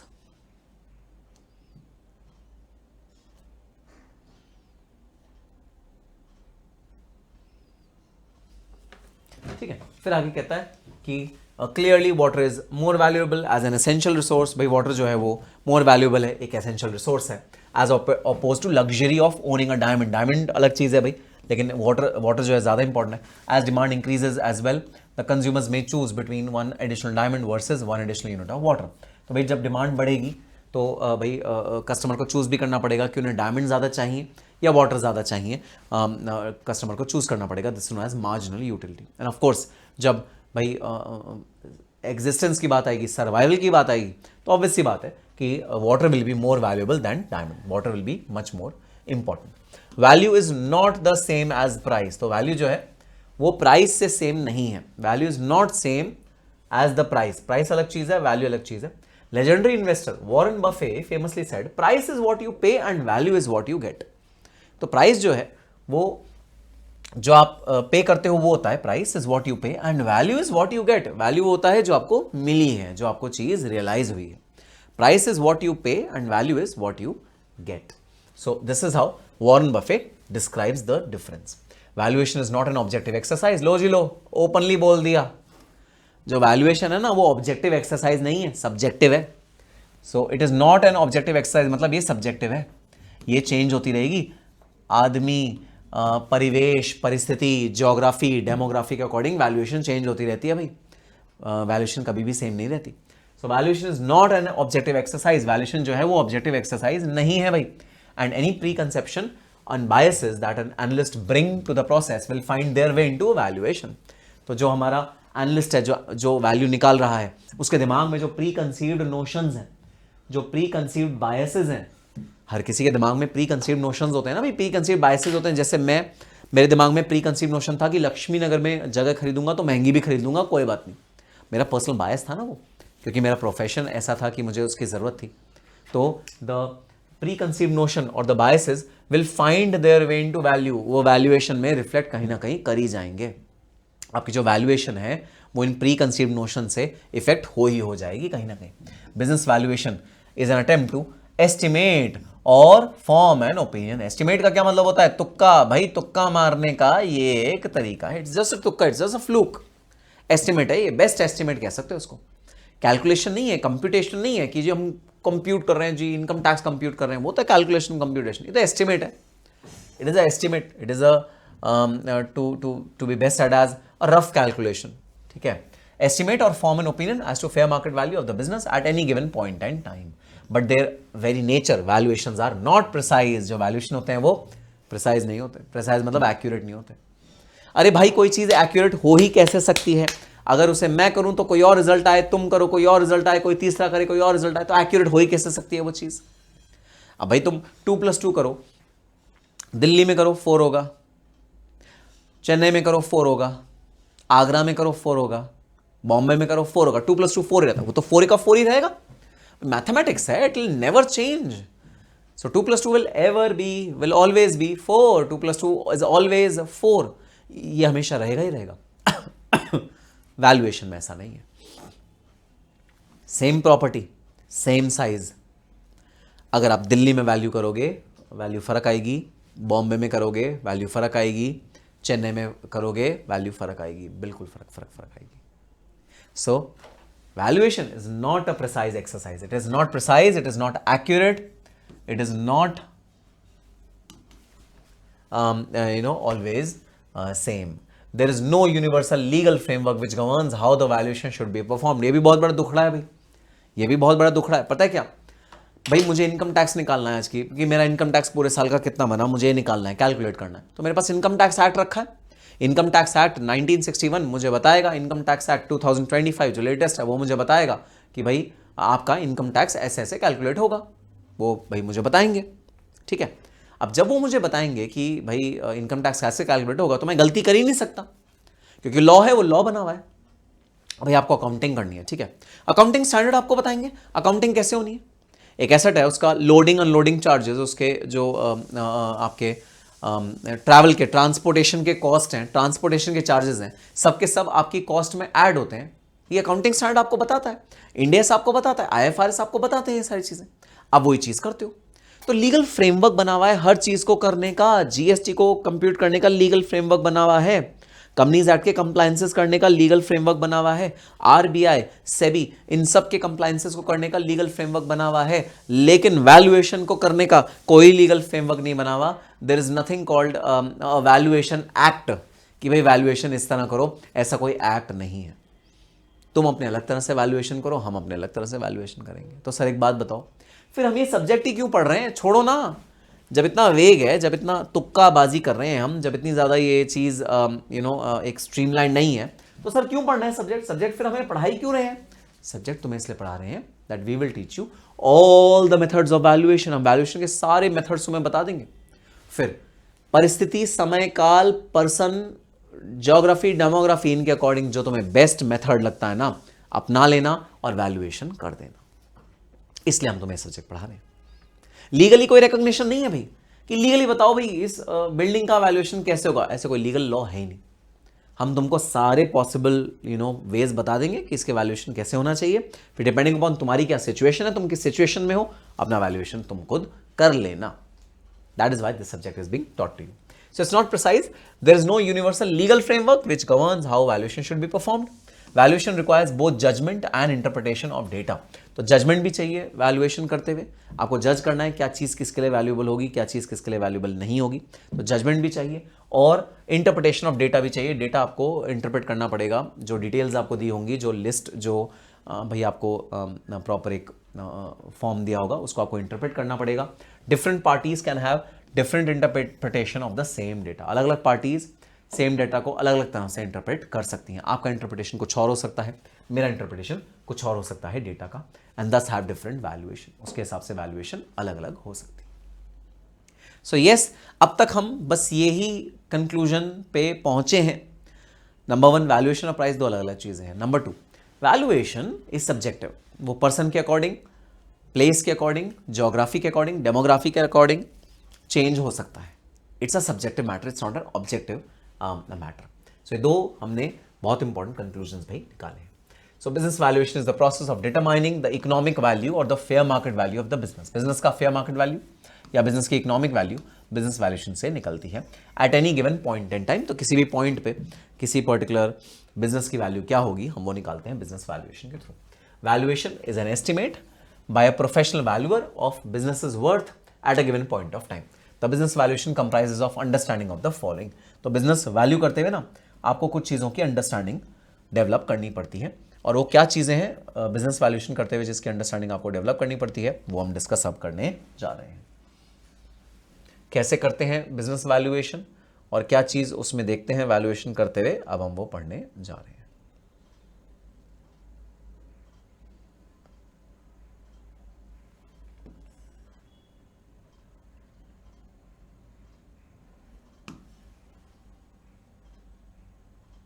Okay, तो सबसे पहली चीज जो आपको बिजनेस वैल्यूएशन करते हुए देखनी है वो है business and it's environment.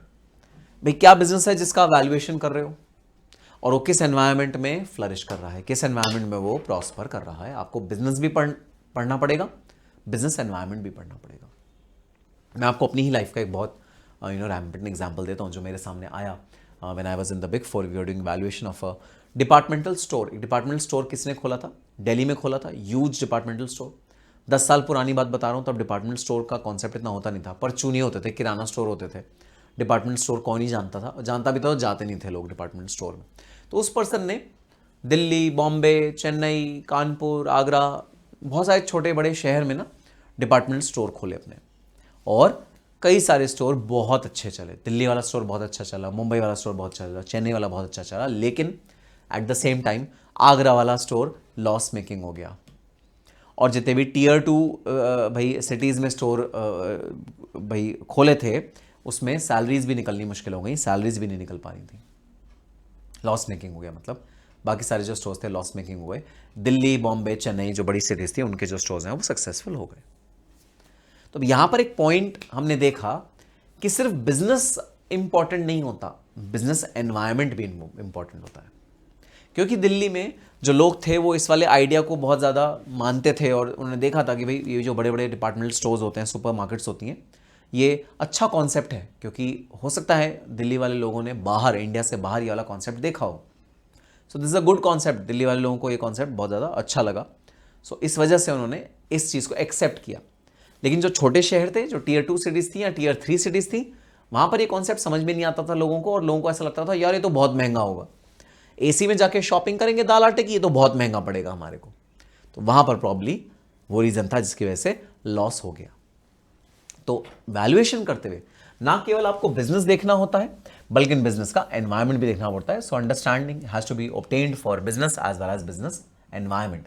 Business environment means what kind of markets are there, customers, competitors, USP, unique selling proposition आपका क्या है, स्ट्रेंथ्स क्या है आपके, वीकनेस क्या है, गवर्नमेंट की पॉलिसीज़ क्या है, पॉलिटिकल सिनारियो क्या है उस वाले भाई एरिया का, ये सब चीज़ें भी देखनी पड़ती हैं, तब जाके वैल्यूएशन आप ढंग से कर पाते हो।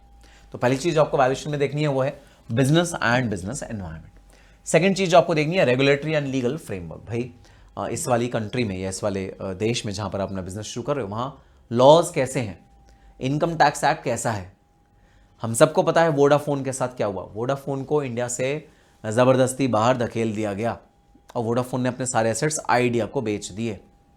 वोडाफोन आइडिया का मर्जर हो गया और वोडाफोन इंडिया छोड़ के चला गया। रीज़न टैक्स टेररिज्म, वोडाफोन पे 21,000 करोड़ का टैक्स का डिमांड भाई थोप दिया गया, जो कि बिल्कुल नाजायज़ था।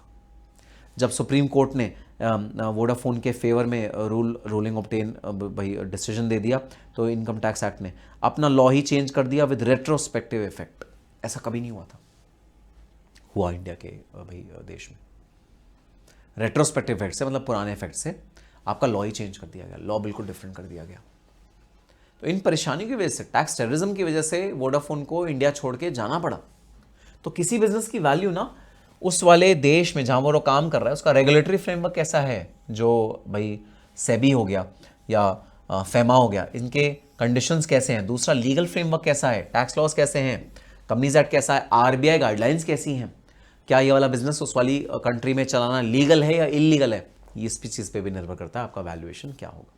क्योंकि अगर वो बिजनेस ही इलीगल है तो फिर भाई कोई वैल्यू उसके लिए देगा नहीं, क्योंकि वो तो कहेगा भाई ये तो बिजनेस बंद हो जाएगा कुछ ही समय में, तो मैं कहाँ से वैल्यू दे दूँ इस वाले बिजनेस की। So regulatory and legal framework are important consideration while calculating the value of a particular business. Value निकल के आएगा भाई लीगल एंड रेगुलेटरी फ्रेमवर्क से। Next, accounting framework. भाई किसी भी ऑर्गेनाइजेशन का जो मेन वैल्यूएशन का सोर्स होता है वो होता है उसकी अकाउंटिंग। आप कैसे अकाउंटिंग करते हो अपने एसेट्स एंड लायबिलिटीज़ की, उस पर बहुत ज़्यादा डिपेंड करता है कि आपका वैल्यू क्या निकल के आएगा। Because assets determine what is the capitalization of that particular entity। तो assets अगर बहुत हैवी हैं तो चलो अभी प्रॉफिट नहीं है, फिर भी उम्मीद तो है ना कि फ्यूचर में प्रॉफिट होंगे, क्योंकि कैपिटलाइजेशन बहुत हैवी है, मशीनरी है इतनी कि फ्यूचर में हैवी प्रॉफिट को जनरेट कर पाए। तो आप अकाउंटिंग किस तरह करते हो, आपके अकाउंटिंग में बैलेंस शीट किस तरह बनी है, आपके प्रॉफिट लॉस अकाउंट किस तरह बना है, क्या पॉलिसीज फॉलो हुई हैं, वो भी आपके वैल्यूएशन को इम्पैक्ट करता है। Then valuation methods and applications, कौन से वैल्यूएशन के मेथड आप यूज़ करो। जैसे मैंने आपको बताया, आपके इस सब्जेक्ट में हम आपको सारे वैल्यूएशन के मेथड समझा देंगे, सिखा देंगे, प्रैक्टिकल एप्लीकेशन उनका करवा देंगे। अब आपकी मर्जी होगी कौन सा वाला चूज़ करो, कौन से वाली सिचुएशन में। अगर किसी और ने कोई और मेथड चूज़ कर लिया उसका आंसर डिफरेंट आएगा, आपने कोई और मेथड चूज़ कर लिया आपका आंसर डिफरेंट आएगा। So valuation methods and applications will also be relevant while determining the value of a business. And finally discounting. Yes, आपने इंटरमीडिएट में एफएम में पढ़ा होगा डिस्काउंटिंग फैक्टर, फाइनल में भी तो पढ़ा होगा, एसएफएम में पढ़ा होगा डिस्काउंटिंग फैक्टर। हम बहुत ज़्यादा यूज़ करने वाले हैं present value, annuity factor, present value factor, discounting factor, cost of capital, cost of equity का हम बहुत तगड़ा यूज़ करने वाले हैं। Present value of cash inflows, present value of cash outflows, time value of money, पूरे कॉन्सेप्ट का हम बहुत ज़्यादा यूज़ करने वाले हैं। सो आप डिस्काउंटिंग किस रेट पे करते हो, डिस्काउंटिंग करते हुए आपने क्या फॉर्मूला यूज़ किया है, कितने नंबर ऑफ ईयर्स अज्यूम करें हैं, ये सारी चीज़ें आपके वैल्यूएशन को बहुत ज़्यादा इंपैक्ट करती हैं, क्योंकि valuation uses discounting extensively. DCF आपने डिस्काउंटेड कैश फ्लो क्या लिया है, रिलेटिव वैल्यूएशन, यील्ड मेथड क्या है, ये सब आपके वैल्यूएशन को बहुत ज़्यादा इंपैक्ट करती हैं। सो ये सारे फैक्टर्स हैं जो फैक्टर्स आपके वैल्यूएशन को इंपैक्ट करेंगे, और इन सारे फैक्टर्स के भाई चलते आप वैल्यूएशन को अपने ऊपर या नीचे कर सकते हो। ठीक है सर, बात समझ में आई। So business and business environment सबसे पहले आपको स्टडी करना पड़ेगा वैल्यूएशन करते हुए। Then regulatory environment which is laws जो आपके हैं, फेमा, इनकम टैक्स एटसेट्रा, इनको आपको स्टडी करना पड़ेगा to compute the right valuation. Accounting आपको पता होनी चाहिए। अकाउंटिंग भाई पता होने से की areas in accounting that has significant valuation impact, आप उसे एनालाइज करके आप उसे भाई टेक इनटू कंसिडरेशन कर सकते हो। वैल्यूएशन के मेथड प्रिंसिपल क्या यूज कर रहे हो वो आपका वैल्यूएशन डिसाइड करेंगे। कैलकुलेशन क्या करते हो, स्प्रेडशीट मतलब एक्सेल एप्लीकेशन कौन सी यूज करते हो, क्या एजम्पशन लगाते हो, कैसे करते हो वैल्यूएशन, ये सारी चीज़ें इंपैक्ट करेंगी वैल्यूएशन को। Discounting very very important, time value of money, भाई प्रेजेंट वैल्यू कैसे निकालते हो, परसेंटेज कितना लेते हो डिस्काउंटिंग का, डिस्काउंटिंग फैक्टर में टैक्स रेट को कैसे एडजस्ट करते हो, ये सब चीज़ें आपके वैल्यूएशन को इंपैक्ट करेंगी। So all these things will impact your valuation. Purpose of business valuation हमने ऑलरेडी पढ़ा, आईपीओ में जाने के लिए काम आता है, मर्ज एंड एक्विजिशन के लिए काम आता है, बाय बैक के लिए काम आता है, business restructuring, shareholders dispute resolution, purchase of business interest, setup acquisitions, disgruntled minority share holder का कोई अगर कोई वैल्यू माइनॉरिटी शेयर होल्डर का है वो भी इंपैक्ट करता है। इंसॉल्वेंसी प्रोसीडिंग, इंटैंजिबल एसेट्स को भाई वैल्यू करता है। फाइनेंशियल रिपोर्टिंग के लिए वैल्यूएशन बहुत ज़्यादा यूज आता है। ठीक है, अब इसके बाद कुछ मल्टीपल चॉइस क्वेश्चंस हैं जो आपको अपने आप करने हैं, आंसर्स इसके ऑलरेडी दिए हुए हैं 1 2 3 4। ठीक है, पहले जरा मल्टीपल चॉइस क्वेश्चन को खुद अटेम्प्ट करके देखना, मतलब आंसर को राइट या रॉन्ग करना, फिर उसको चेक करना एक बार। ठीक है, so this was your first part of the chapter. Now is your second part of the chapter which is the valuation premise. तो हम सारे के सारे चैप्टर्स को ना कुछ कुछ छोटे छोटे पार्ट्स में डिस्कस करेंगे, कुछ कुछ छोटे छोटे एलिमेंट्स होंगे सारे के सारे चैप्टर्स में जो हम डिस्कस करेंगे। तो फर्स्ट एलिमेंट हमने खत्म किया, अब सेकेंड एलिमेंट हम लोग शुरू करने जा रहे हैं। कोई भी आपकी क्वेरी है, कोई भी आपको चीज नहीं समझ में आ रही, please stop me and please ask the question there and then in the chat box. Maybe I would not be seeing the chat box immediately, but जैसे एक पार्ट कोई खत्म होगा मैं आपका चैट बॉक्स जरूर देखूंगा। तो आपका कोई भी क्वेरी है तो प्लीज आप बराबर लिखते रहना चैट बॉक्स में, ठीक है सर। अब आओ चलते हैं अगले पार्ट पे, और अगले पार्ट का नाम है valuation premise. Premise means purpose.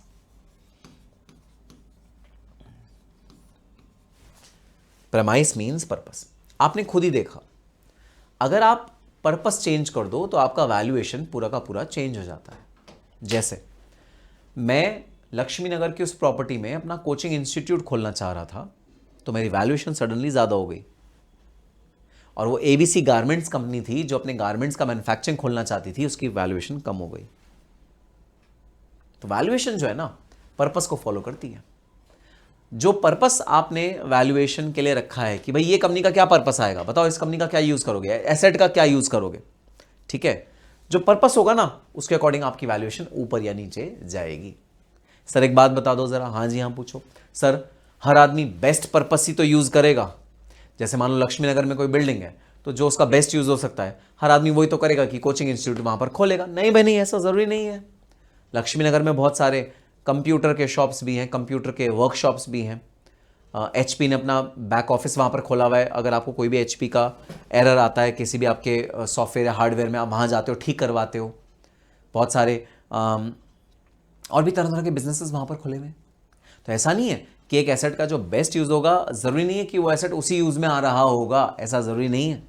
कई बार लोग एसेट को एग्जिस्टिंग यूज जो है उसका कम भी होता है, बेस्ट यूज से कम लेवल पे लोग यूज़ करते हैं। कहते हैं मैं नहीं बेचना चाहता यार, जितना मैं कमा रहा हूँ उतना बहुत है, मैं क्यों कोचिंग इंस्टीट्यूट में कन्वर्ट करूँ, मैं अपना गारमेंट्स मैन्युफैक्चर करूँगा, उससे मुझे प्रॉफिट आ रहा है, जितना कमा रहा हूँ उतना खुश हूँ मैंने नहीं बेचना। लक्ष्मी नगर में प्रॉपर्टी है जी, सारी कोचिंग इंस्टीट्यूट को बेच दो या PG वालों को बेच दो या हॉस्टल वालों को बेच दो, मैं नहीं बेच रहा। मुझे अपना इलेक्ट्रॉनिक्स का शोरूम खोलना है, मुझे वही रखना है, और मेरी वर्कशॉप रखनी है, मुझे इलेक्ट्रॉनिक, मुझे गारमेंट्स का मैन्युफैक्चरिंग करना है मेरे लक्ष्मी नगर में जो मेरी स्पेस है। लोगों का अपना अपना पर्सपेक्टिव है। ऐसा जरूरी नहीं है कि हर आदमी बेस्ट यूज ही लेगा, लेकिन हाँ यूज के बेसिस पे, पर्पस के यूज पे वैल्यूएशन बड़ा फर्क पड़ जाता है, वैल्यूएशन चेंज हो जाएगी। अगर उस एसेट को आप बेस्ट यूज में लो वैल्यूएशन बढ़ जाएगी, और अगर आप नॉन बेस्ट यूज में लो, बेस्ट यूज में ना लो, वैल्यूएशन घट जाएगी। So depends on the premise, the valuation premise, the valuation purpose, the valuation will follow its purpose. क्या कहता है वो देखते हैं। The valuation approach, inputs and assumptions applied are highly dependent on the purpose of the valuation. The premise of value or assumed use describes the circumstance of how an asset or liability is used. Some common premise of value are as under. तो valuation के जो premise हैं वो है ये। Valuation के जो premise हैं, जो पर्पस है वैल्यूएशन के, वो है ये। तो सबसे पहले जो होता है वो होता है यूज। आप इस भाई एसेट का यूज क्या करने वाले हो, ठीक है। अब दो तरह के यूज हो सकते हैं, हाईएस्ट एंड बेस्ट यूज।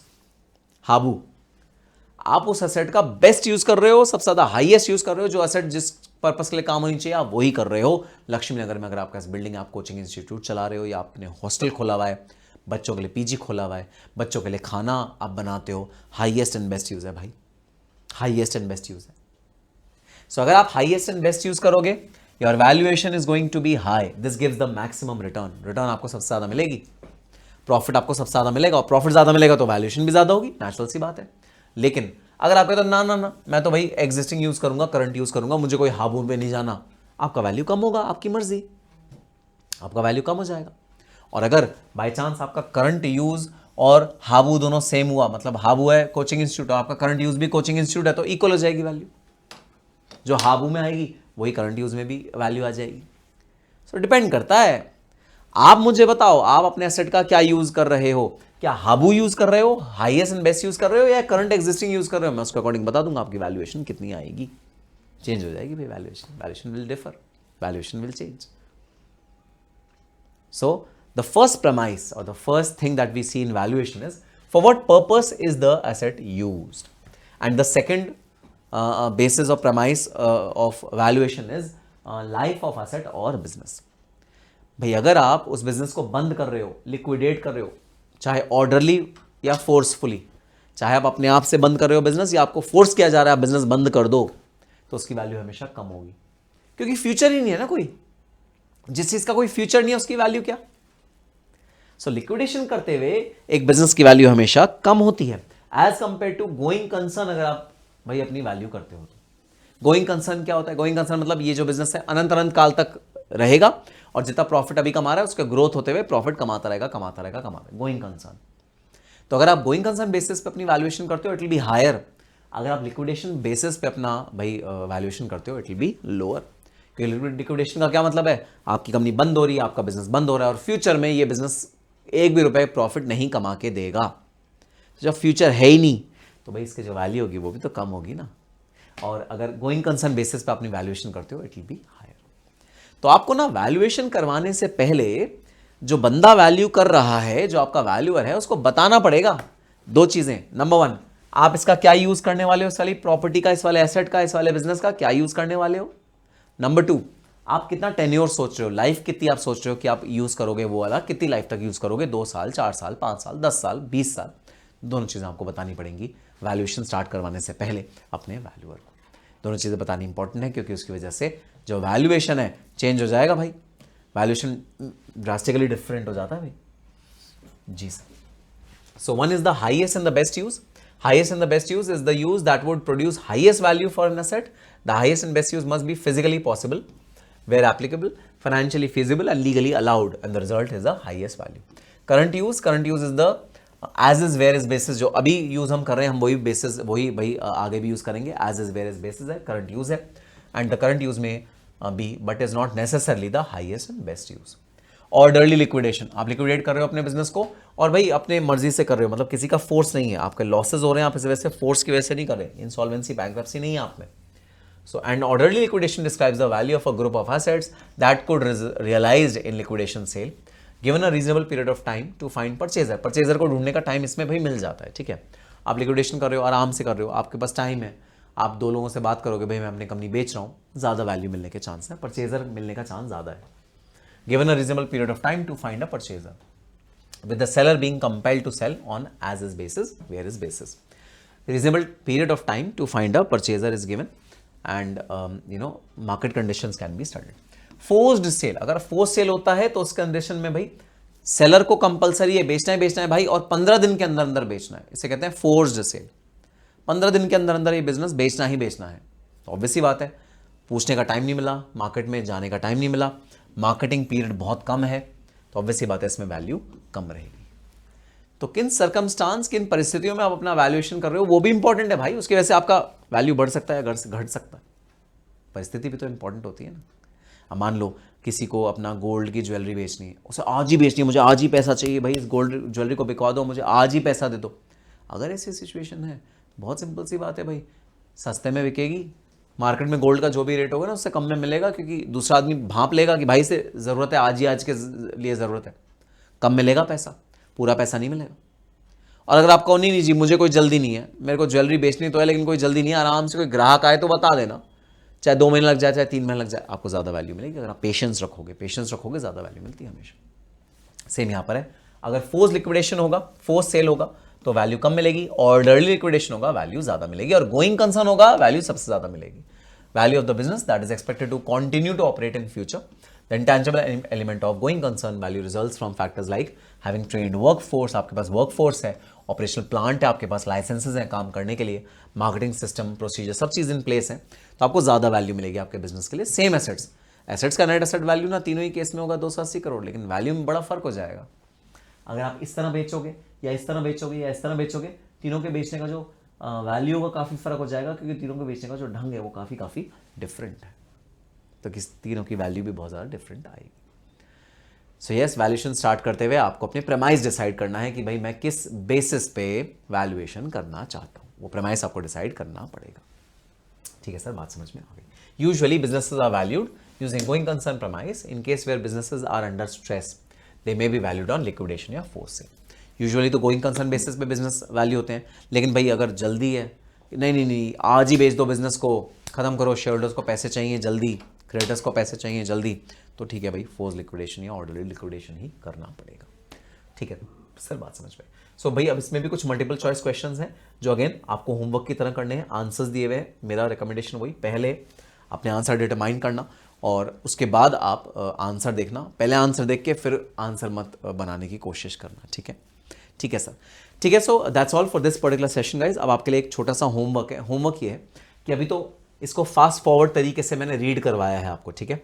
अब आपको तसल्ली से इसके एक एक एस्पेक्ट को रीड करना है, पढ़ना है और इंपॉर्टेंट वर्ड्स को अंडरलाइन करना है, समझना है कि आज जो हमने पढ़ा प्राइस और वैल्यू में डिफरेंस वो क्या होता है, भाई डायमंड वाटर पैराडॉक्स क्या है, ध्यान से उसे पढ़ना है और अंडरलाइन करनी है इंपॉर्टेंट चीज़ें, जो कि अगली क्लास में जब मैं प्रैक्टिकल स्टार्ट कराऊंगा, क्योंकि अगली क्लास में मोस्ट लाइकली मैं प्रैक्टिकल स्टार्ट करा दूंगा। आज तो बस इंट्रोडक्शन की क्लास थी, तो अगली क्लास में मैं आपको ये सब थियोरेटिकल आपके पोर्शंस को रिविजिट करूंगा, उनको आपसे पूछूंगा, तो आपको ये पता होने चाहिए।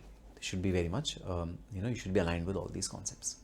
तो ठीक है, that's all for this particular session guys. Before starting the next session, अगर आप रिकॉर्डेड बैच देख रहे हो तो आप अगला वीडियो स्टार्ट करने से पहले ज़रा बुक में यहाँ तक रीड करके रखना, MCQ खुद सॉल्व करके रखना और तब आप अगला लेक्चर स्टार्ट करना। और जो बच्चे लाइव देख रहे हैं उनके लिए यस, हम लोग मिलेंगे अपनी अगली क्लास में। Till that time, all the very best and happy studying. Bye bye, see you in the next lecture.